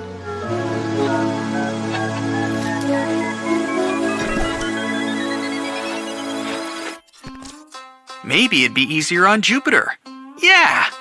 No. It's got no solid land. This planet's made of hydrogen and helium and is known as a gas giant. Unlike Saturn, you'd probably end up just floating around on it. It's like a giant cloud, and if you ever managed to land, it'd be like walking through a super thick fog. Temperatures fluctuate a lot here. It's freezing on the surface, and the atmosphere can be super hot below the surface. We don't really even know. If you lived on Jupiter, there'd be no spoken languages. The gas planet absorbs radio waves, so even if you could speak, no one would hear you anyway. And there'd be no music, so no dance parties. What's the point? People would have to communicate in sign language. Great! But it's not. The atmosphere on Jupiter is wild. All kinds of winds and gas clouds. You probably wouldn't even be able to see anything. So that's not gonna happen. Still, Jupiter is awesome to look at. It's so big that it can fit all the other planets in our solar system inside it, with room to spare. A trip to Saturn will set you back about a decade, and it'd be a big old waste of time. Saturn's mostly made up of layers of gas. It has no solid surface, so farming, building, or any other normal Earth activities are out of the question. Before landing on Saturn itself, you'd probably want to explore those iconic rings around it. You'd fail though, because the rings are made of millions of ice sprinkles floating in space. That's pretty hard to walk on. You might have thought that Saturn was going to be a good fit for you. Some layers of this gas giant sphere actually have quite a nice temperature. If you dive into Saturn, you'll get to a layer with liquid molecules and a cool 32 degrees. That's like northern Canada, Alaska, Sweden, except that you can't walk on it. Anyway, it's only one minor layer, and the rest of the planet is insanely cold. So I guess if you still want to live on Saturn, you've got some work to do. No biggie, you just gotta turn into a snowball or something. What about Uranus? Time is kinda weird on Uranus, so if you're out that way looking for a nice vacation spot, definitely choose this planet. A 2-week getaway on Earth lasts 3 years on Uranus. There's even a sea if you're up for a beach vacation. The only problem is that it's made of ammonia, that gross-smelling stuff they use for cleaning. But watch out where you land. If you get it wrong, you might end up spending a whole year without any sun. How would you change if you had to spend a whole year in the freezing dark Uranus winter? We'd need bigger eyes to see in the dark, plus more of that thicker skin to keep the cold out. We might even develop a new hearing system, like dolphins have. Neptune. It's another gas planet, but scientists think there's probably a dense core inside. If you took the plunge to live on Neptune, you'd probably turn into a space reptile or cosmic fish, endlessly floating around on the surface. Gravity on Neptune is just a little bit stronger than on Earth. Still, it'd be really hard to stay in one place. The wind there is super strong.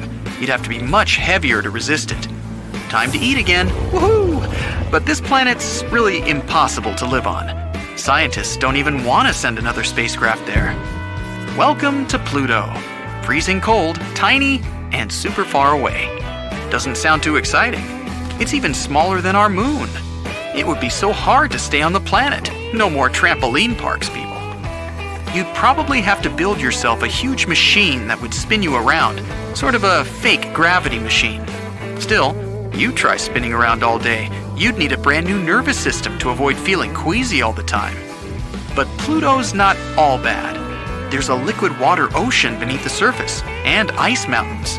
If you got yourself a highly trained crew and a bunch of expensive gear, and regular supplies from Earth, nah, too much hassle. Spaghettification. Wonder if you can choose your own sauce? It's actually something you might experience if you ever tried to live in a black hole. It's the process of squeezing objects, like you, into long, thin cosmic strips. So, good news, you'll get much taller. Bad news, you'll be thinner than a single human hair.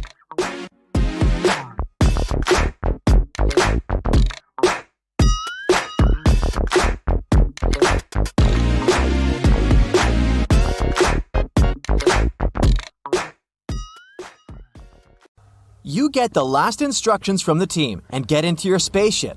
It's the first spacecraft made on Earth that can move at a speed close to the speed of light. Your task is to visit the most unusual and terrifying places in space and send scientists detailed information about them. And so, your journey begins. Your spacecraft is accelerating, and you dash past the moon. In the distance, you see a small reddish planet. It's Mars. And look at that spectacular giant surrounded by a set of rings. That's Saturn. You wish you could have more time to explore this gas giant, but you have to hurry. You pass by beautiful stars. Some of them are luminous, others have a reddish hue, and some seem to be dimming. That's Sirius, the brightest star in the night sky on Earth. It's about 8.6 light-years away from us, but you're traveling fast, and soon you see Polaris, aka the North Star, which is way further, 431 light-years away. Sometimes you manage to spot tiny dots circling these stars. Those are planets. And then, suddenly, you see nothing. At first, you're horrified. Something has gone wrong, and you've accidentally entered a black hole?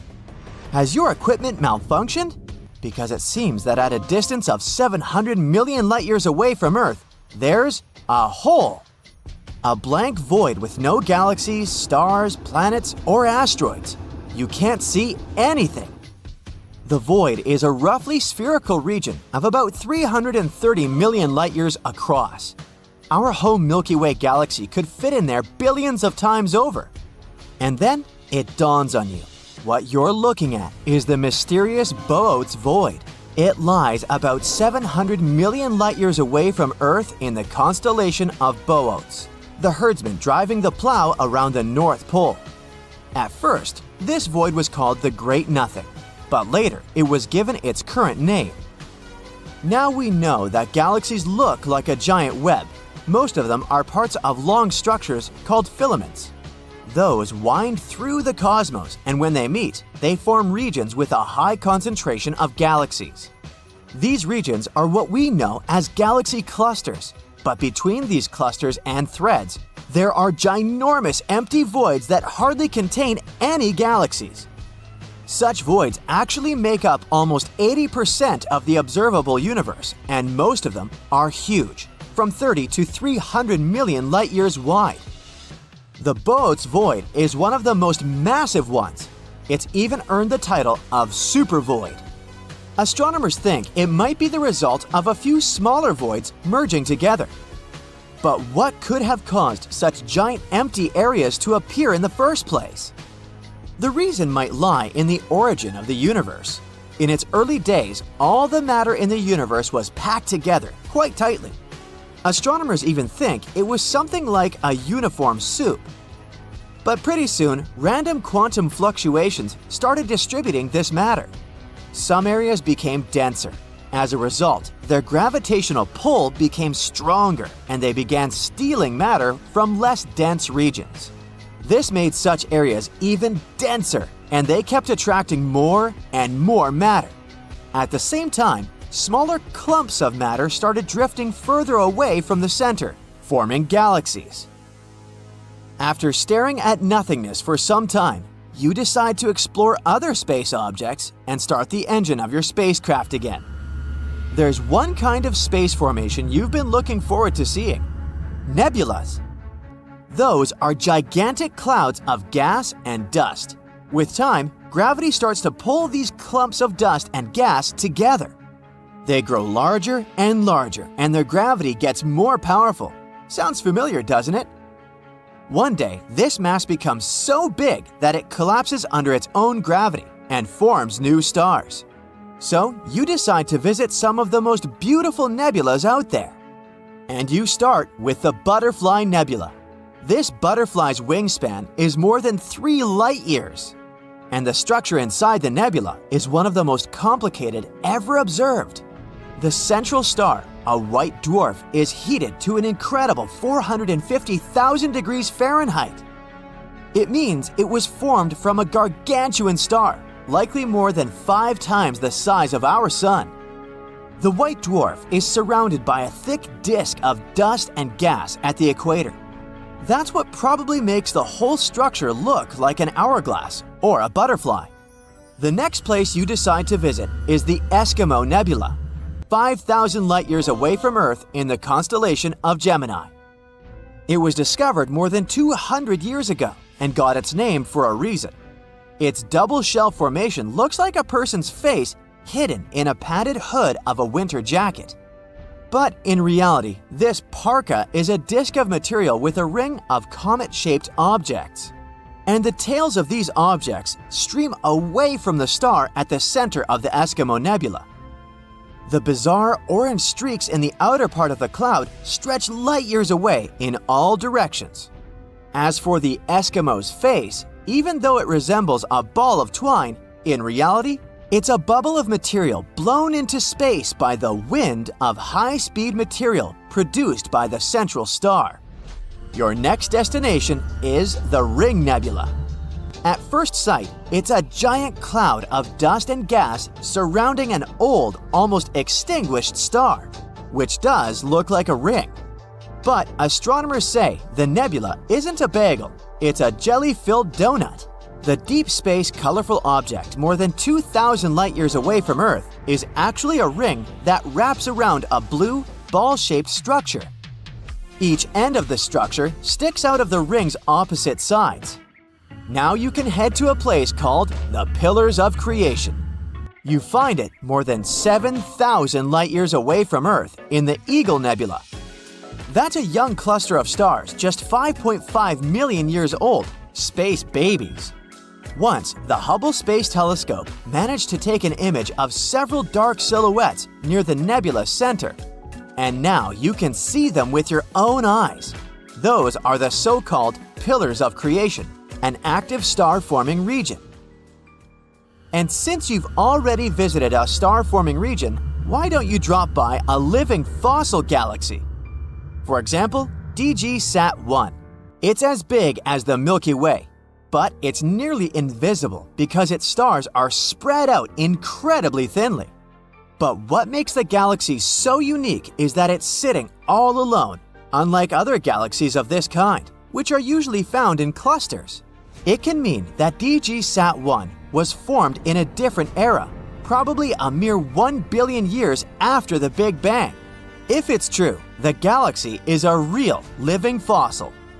The next stop on your space sightseeing tour is the Black Widow Pulsar. Just like its spider namesake, this rotating neutron star is munching on its partner, a lightweight brown dwarf star. The more material the pulsar consumes, the more slowly it spins. The energy the neutron star is losing in the process causes the companion star to dwindle. Oh, look at this! That's a stellar nursery in the constellation of Centaurus. But even though this place might be called nursery, it's anything but peaceful or safe. This region, made up of hydrogen and newborn stars, is located in a nebula in the constellation of Centaurus, around 6,500 light-years away from Earth. The intense energy these baby stars emit makes hydrogen clouds glow ominous red. This energy is so powerful that it's eating away dark clouds of dust, and they're disappearing like lumps of butter on a hot frying pan. You're continuing your journey when you see something absolutely amazing, a cloud of water floating in space. To be more precise, it's a cloud of water vapor surrounding a supermassive black hole 12 billion light-years away from Earth. The cloud contains 140 trillion times the entire volume of water on our planet. Astronomers believe this water cloud appeared just 1.6 billion years later than the universe itself. There are tons of weird things on Mars. Spoons, noodles, doors, even faces. Are they all really just rocks? Besides, it's not the only planet in our solar system full of mysterious things. Let's check them out. Recently, we found a strange thing on Mars that looks like a smooth, spoon-like object. It grabbed everyone's attention after NASA's Curiosity rover spotted it. The rock, with a handle and rounded tip, looks like it's floating in the rover's photo. People on the internet are puzzled about what it might be. Some are joking that it's a Martian's bowling pin, or even a shoehorn left by extraterrestrial creatures. But Andrew Good from NASA says it's not that exciting. Turns out it's just a rock shaped by the wind over a long time. These kinds of rocks with odd shapes are common on Mars. They're called ventifacts. Ventifact is a rock that can get scratched, dented, or smoothed out by tiny particles carried by the wind. You'll usually find these kinds of rocks in dry places where there's not much grass or trees to block the wind, and where there's a lot of sand blowing around. Sometimes, the wind can carve ventifacts into really cool shapes, like the mushroom rocks you can see in the White Desert National Park in Egypt. These rocks look like giant mushrooms because the wind wears away the bottom part faster than the top, making them stand tall and slim. Ventifacts aren't the only cool Martian rocks. Check out this series of surreal spikes protruding from the red surface. NASA's Curiosity rover stumbled upon them while exploring the Gale crater on Mars. They quickly caught everyone's attention. Twisting structures resembling spikes looked like some extraterrestrial doors. Even the SETI Institute, an organization focused on searching for extraterrestrial life, tweeted about the image, referring to it as a cool rock. But in reality, these are just hoodoos. These tall and thin spires occur when hard rock sits atop softer rock layers. Martian spikes are likely cemented fillings of ancient fractures in sedimentary rock, with softer material eroded away over time. Again, there are many hoodoos on Earth too. They're also called fairy chimneys or tent rocks. You can find them in places like Utah's Bryce Canyon and the Colorado Plateau. NASA is excited about these weird structures because they can help us learn more about the history of the Gale crater. There was also a rock that looked like a jelly donut. We called this rock Pinnacle Island. It was spotted by NASA's cameras. However, just 4 days earlier, it was nowhere to be seen. So how did it magically disappear? In a very anticlimactic way, it was kicked up by one of Opportunity's wheels as it traversed the Martian terrain. But there's still some mystery surrounding that jelly donut. Analysis revealed that Pinnacle Island contains unusually high levels of sulfur and manganese. Both of these things are water-soluble. In other words, there might have been some water action that created these elements in the rock. So this tiny thing suddenly caused a lot of drama, and an entire lawsuit against NASA. It claimed that the agency failed to investigate a possible fungus growing on Mars. Jelly donut fungus.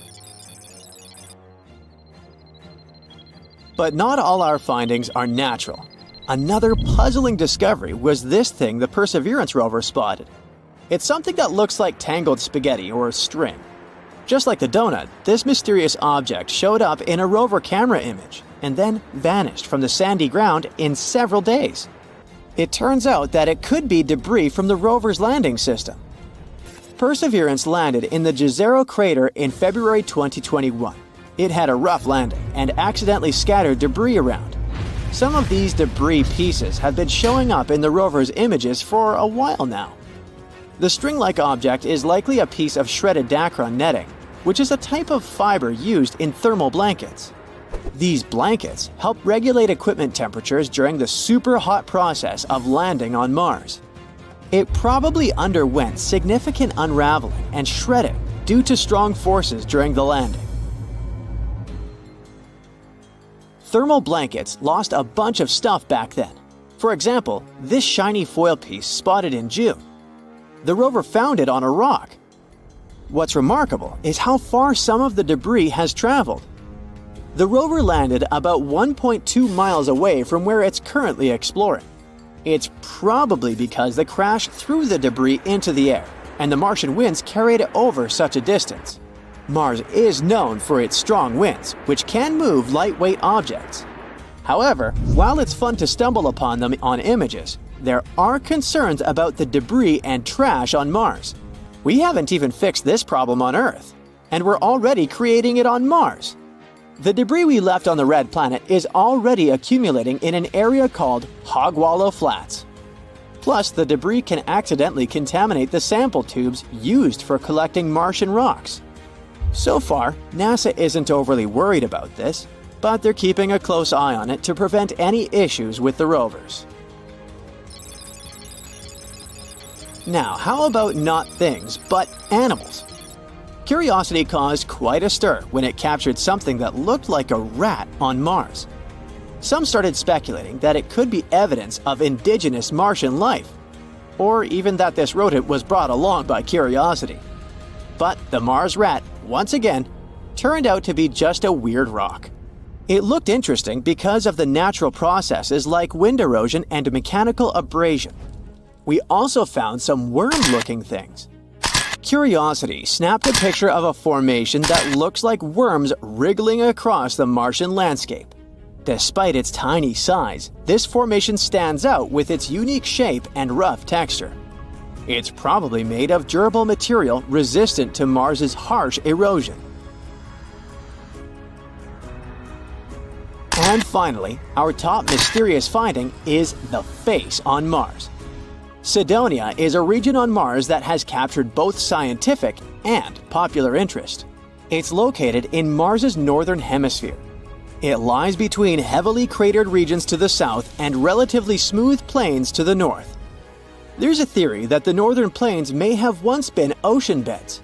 Maybe Cydonia was once a coastal zone.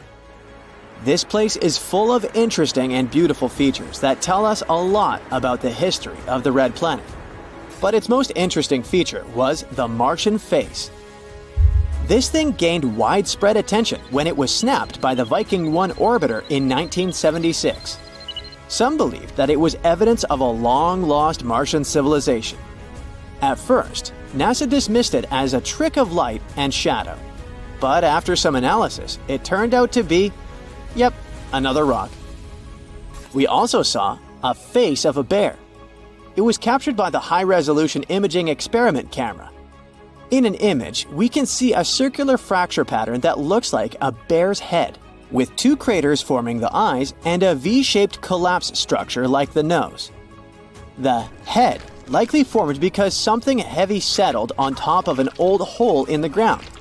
This hole was filled with either lava or mud. The nose-like feature is speculated to be a volcanic or mud vent. But why do we keep seeing these strange things on Mars? Sometimes our brains can trick us into seeing things like faces or objects in rocks and other things. But these are just illusions called pareidolia. Pareidolia is a psychological phenomenon that makes us see familiar patterns or shapes, especially faces, where none actually exist. It's because the brain encounters something it doesn't recognize or understand right away. It tries to find things that look the most like this one. So it sees random patterns, textures, or sounds as something meaningful and recognizable. That's why a chair and clothes on it seems like a super creepy human-like figure at night. It also causes you to see faces or shapes in clouds, or hear recognizable sounds and even words in random noise.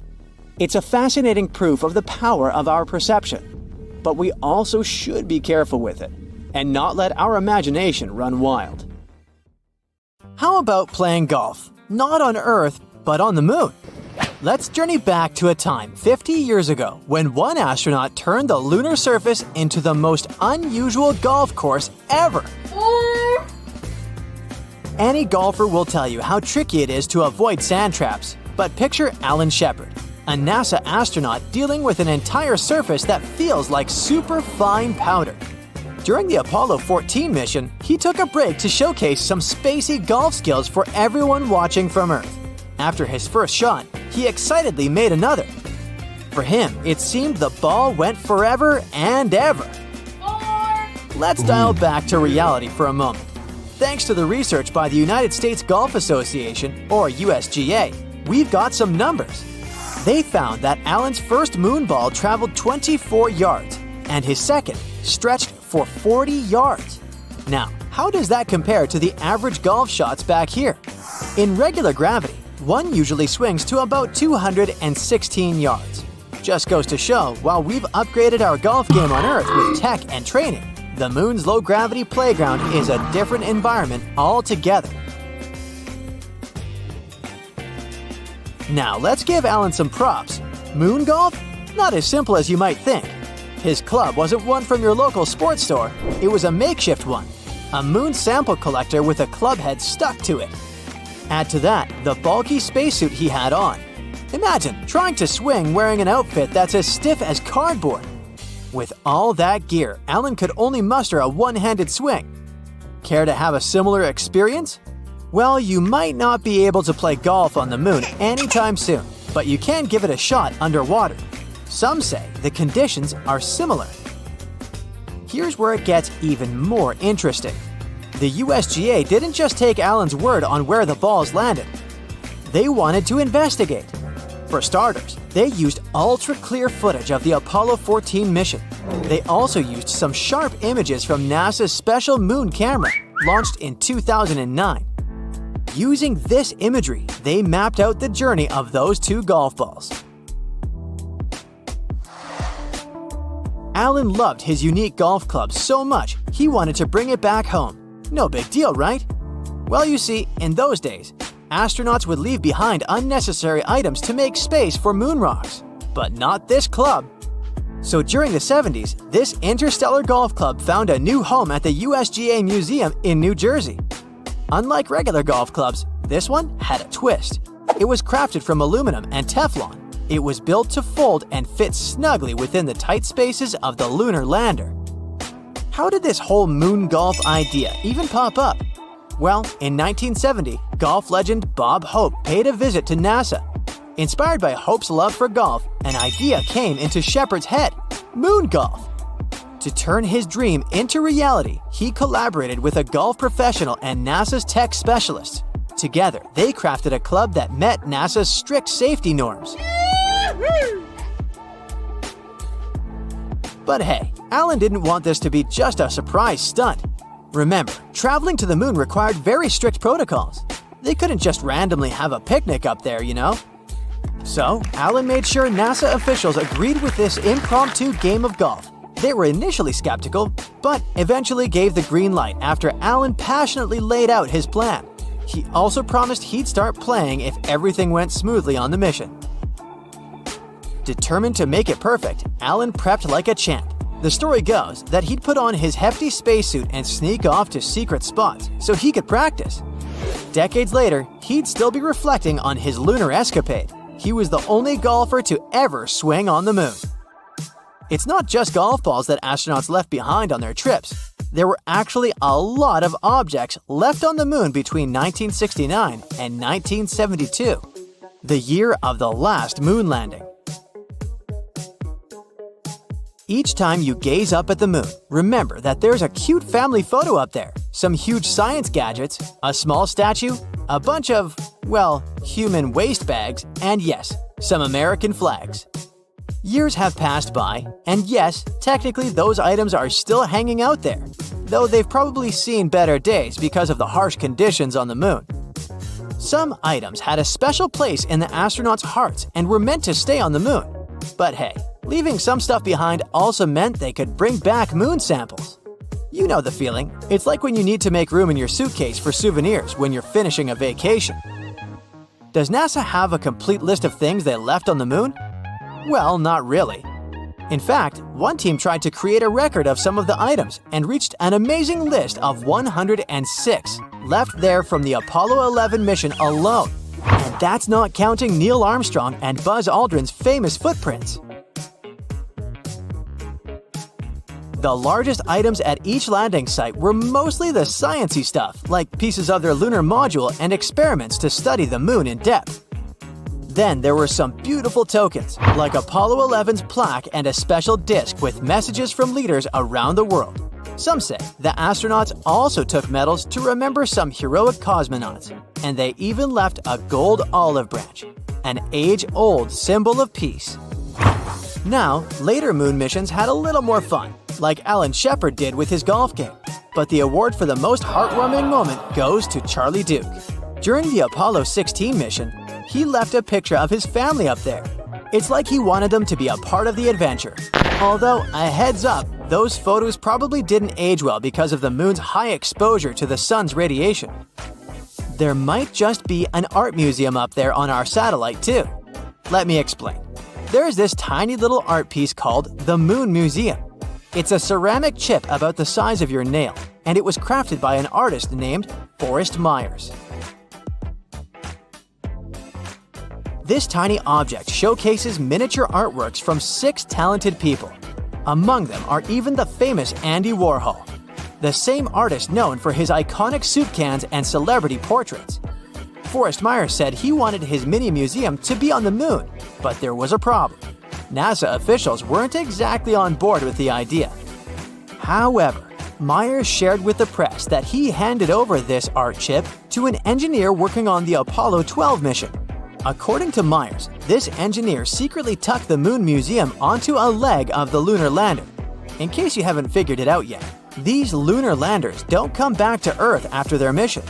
Take this with a grain of salt though, as NASA has never confirmed this story. You might wonder, why did they leave all these things? Sometimes it was about making a statement. Other times, it was purely practical. At one point, it was mentioned that during the Apollo 11 mission, for example, a decision needed to be made.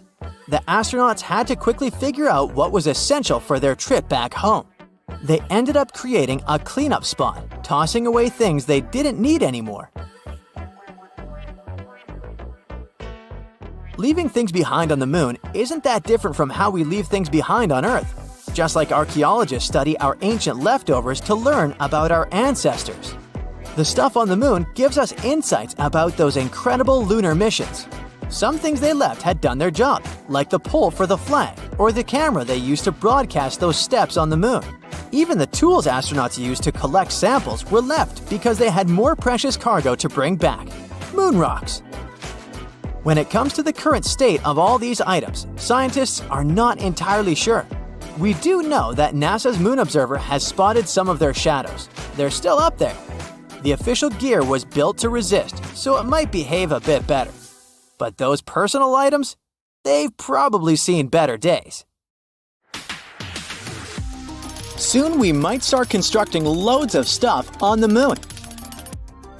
All because India's moon mission has recently detected sulfur near the moon's south pole. This chemical element can come in extremely handy for creating infrastructure on our satellite. It's the first time this chemical element has been discovered on Earth's natural satellite. This sought-after element is mostly found near Earth's volcanoes. Its appearance on the moon speaks volumes about the satellite's volcanic history and its past atmospheric conditions. The mission's rover detected this chemical element less than a week after touching down around 70 degrees from the moon's south pole on the 23rd of August, 2023. This historic landing on the lunar surface made India the fourth country to safely land a mission on the moon. It's also the first spacecraft to touch down so close to the south pole of our satellite. It's an area of strategic importance because it's believed to be home to deposits of water ice. If it turns out to be true, future missions might be able to harvest it and turn this water ice into drinking water or even rocket fuel. For 2 weeks, the lander carried out the data collection, mainly focused on the analysis of the moon's soil and its extremely thin atmosphere. Meanwhile, the solar-powered Pragyan rover started its quest to find frozen water on the moon. As for the lander, it demonstrated another amazing feat on the 3rd of September. The spacecraft fired up its engines and lifted itself for about 16 inches into the air. Then it made a tiny hop to land 12 to 16 inches away from its original position. It's kinda a big deal. Being able to get a lander back off the surface of the moon is essentially for future missions, showing that they can safely return soil samples or even astronauts back home after a lunar mission. In September, the Indian spacecraft was put into sleeping mode.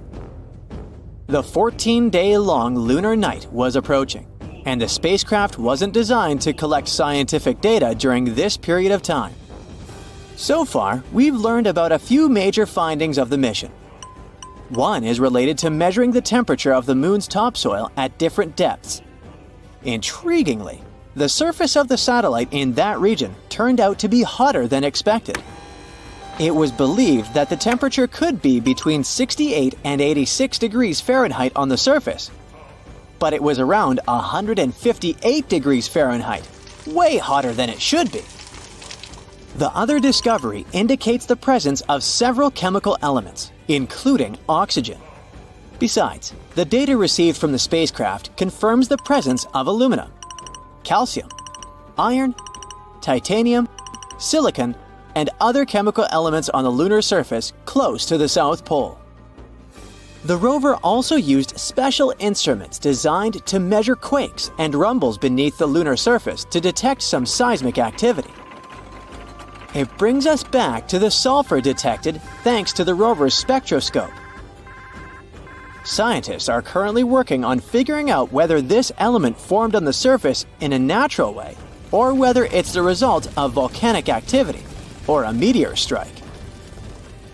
Another astonishing thing found on the moon is a rock, and it may be the oldest known Earth rock.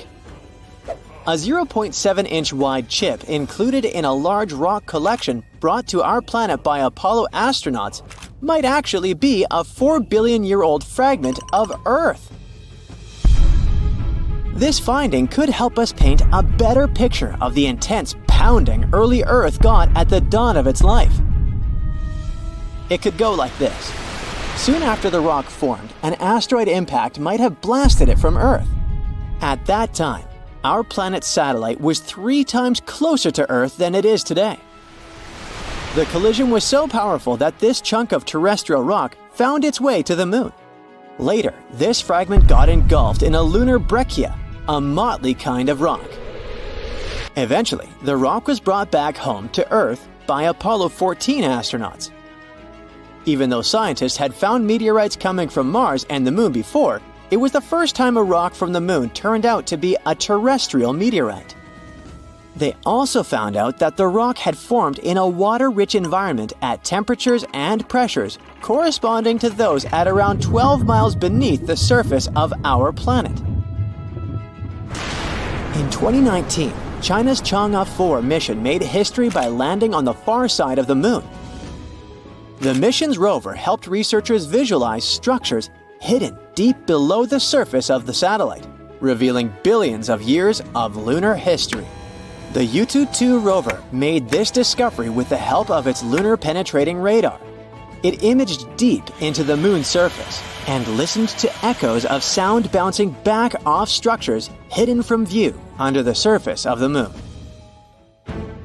It turned out those structures were resting at depths of almost 1,000 feet. The research suggests that the first 130 feet under the surface are made up of layers of dust, soil, and rocks. The instruments also discovered a concealed crater that must have formed after a large object slammed into the moon's surface. Long, long ago, ancient lava was likely to be flowing deep underground.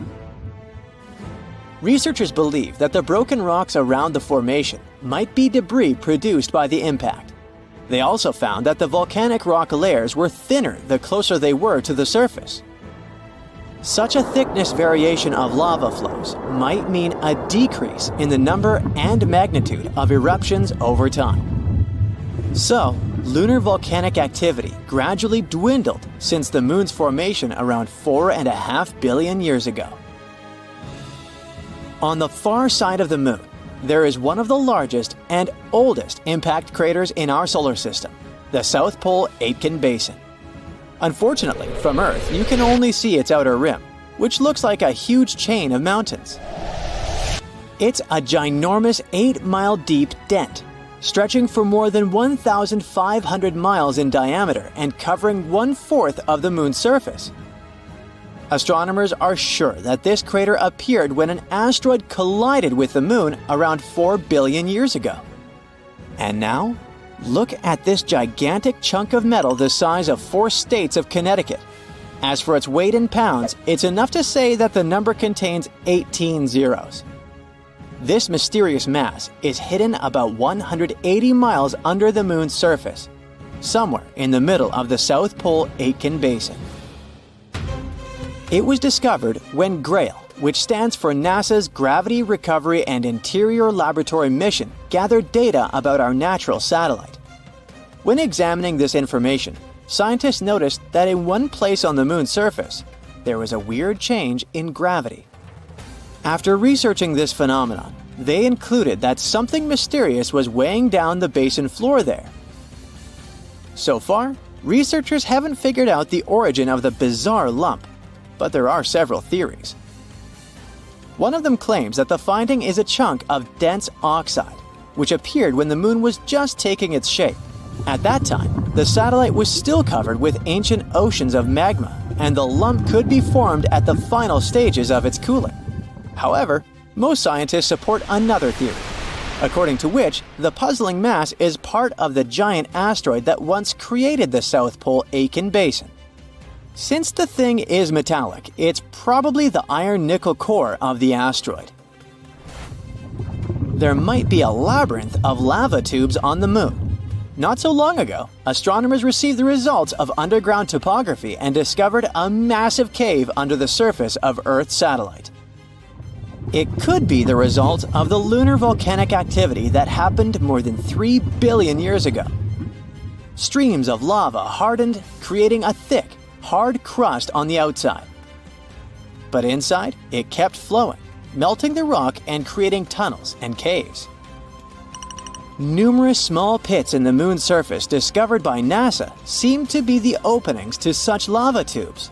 If this theory is confirmed, the underground tunnels might serve not only as a convenient location for human-crewed space missions, but also as much-needed water sources for astronauts.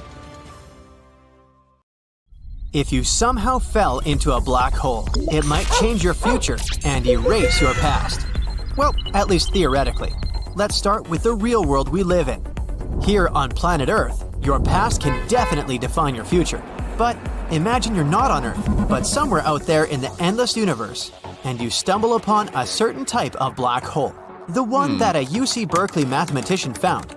Not to mix it with a regular black hole, let's call this type... What about a benign black hole, huh? So here's why you need a specific black hole. Thing is, you're highly unlikely to stay alive in a regular black hole. But according to some calculations made by a postdoctoral fellow, Hintz, from UC Berkeley, this specific type of black holes we agree to call benign ones might expand at an accelerating rate. This is what makes it possible to survive the transition from our deterministic world to a black hole, which is not deterministic. Let's imagine you survived that passage, and now you're moving towards the center of a benign black hole. It's impossible to picture what's inside, and if you, as a traveler, could actually get into a black hole, you'd never be able to communicate to the outer world what interesting things are hidden in it. But it's not what interests us for now. We need to know how to get rid of the past. Hence, the mathematician you already know studies non-rotating black holes that have an electric charge. The most important thing about them is that besides the event horizon, they also have the Cauchy horizon. And here's the point. The Cauchy horizon is the place where so-called determinism simply breaks down. This may sound too scientific, but let me explain it to you. The Cauchy horizon is the place where your past doesn't determine your future any longer. So, here's a mathematically proven and apparently working method of how to get rid of your past. All you need to do is get into space, find a specific black hole, make it to the center, and get to the Cauchy horizon. However, if it sounds too complicated, you can simply try not to make mistakes here on Earth.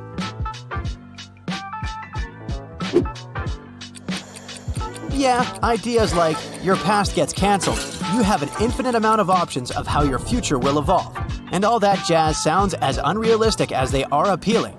Like, imagine no one knows you failed to get into college and get a degree, but from now on, you have every opportunity to do whatever you want. But only theoretically. In reality, once you get into the black hole, not that specific one we've already talked about, you're most likely to disappear once and for all. But hey, don't be sad. I'm only talking about your current physical form. It's a bit deeper than it might seem. Thing is, there's a curious principle of quantum mechanics that can be explained in a simple way. For starters, imagine that you're not a human being, but just information. You have your experience, your background, and your thoughts. All of these are the information you are. Now, let's make it even simpler. Imagine a USB drive or a book. Both of these things contain information. If you smash a USB drive that contains music and movies, it won't exist anymore in its physical form, but the information it had will never stop existing. Same with the book. If you burn it, the information it has doesn't get burned. It continues to exist, but in another form. So, this fun theory claims that even though someone passes the horizon of events, which is a point of no return before you get spaghettified, they don't stop existing. In simple words, these universe travelers still exist, but in the form of information. Now let's go back to the black holes.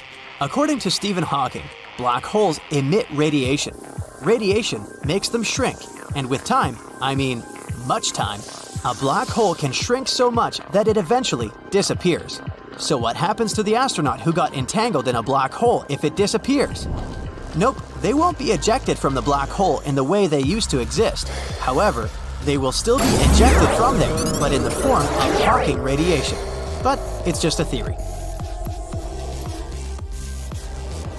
Right, you remember that no one knows exactly what happens in the black hole? Another theory says that what happens in the black hole doesn't really stay in the black hole. Sounds like a good alternative to Las Vegas if all the flights for the weekends have been booked. Some scientists believe that a black hole might have a portal where you can turn back time. According to this theory, there's a white hole at the end of a black hole. If you get there, you can undo things. Like, you broke your mom's favorite vase? Hop into the white hole and it'll be as good as new there. You cooked a scramble and made a fresh orange juice, but somehow lost your appetite. It's not a problem if you cook it inside a white hole. Voila! The eggs are unbroken. The oranges are uncut and juicy again. No more food waste.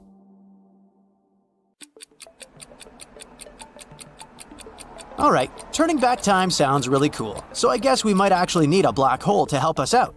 If a black hole was made in a, let's say, lab, it could devour things until it grew big enough to consume the entire planet. First, it would munch on the Large Hadron Collider, which might possibly create something similar to a black hole here on Earth. Next, Geneva, where the Large Hadron Collider is located. Then the whole country of Switzerland, then Europe. At that point, it wouldn't be long before the Earth was gone too. Luckily, if a black hole did appear, It would be so small that it wouldn't be able to do anything. Black holes actually produce a lot of energy and release it, often as heat, like a furnace. That means they will fade away when they run out of fuel. Even if a stable microscopic black hole was created, it would grow so slowly that nothing would happen. Assuming that it survived long enough to absorb the tiny particles around it, a black hole of this size would take super long to get even a pound of weight. I won't be around then. But a black hole on Earth could be a great thing. Even a relatively small one may emit enough energy to completely power humanity. We're talking a lot about food, huh? Let's not forget about spaghettification. The concept is quite simple, by the way. It's all about gravity. Imagine you're playing with chewing gum. With your force, you could easily stretch it so instead of a regular piece, you can get a long and thin one. The same happens to you. Black hole force is enough to stretch you as if you were a piece of chewing gum. Gravity holds you tight on one side, which makes you stretch. You may wonder, how come you don't get spaghettified on Earth if there's gravity too? Easy peasy. It's just too weak to do that with you. If you asked a butterfly to stretch the gum, would it be able to do that? Not likely. Their tiny limbs are just too weak. Same here. The Earth is just too weak compared to a black hole. So, if you were wondering whether you'll ever reach 6'6", it may never happen on Earth. But once you're in a black hole, you can go far beyond those mere 6'6 inches. Your best height moment won't last long though. If you stretch the chewing gum at one moment, it will simply tear apart. The same will happen to you because of spaghettification.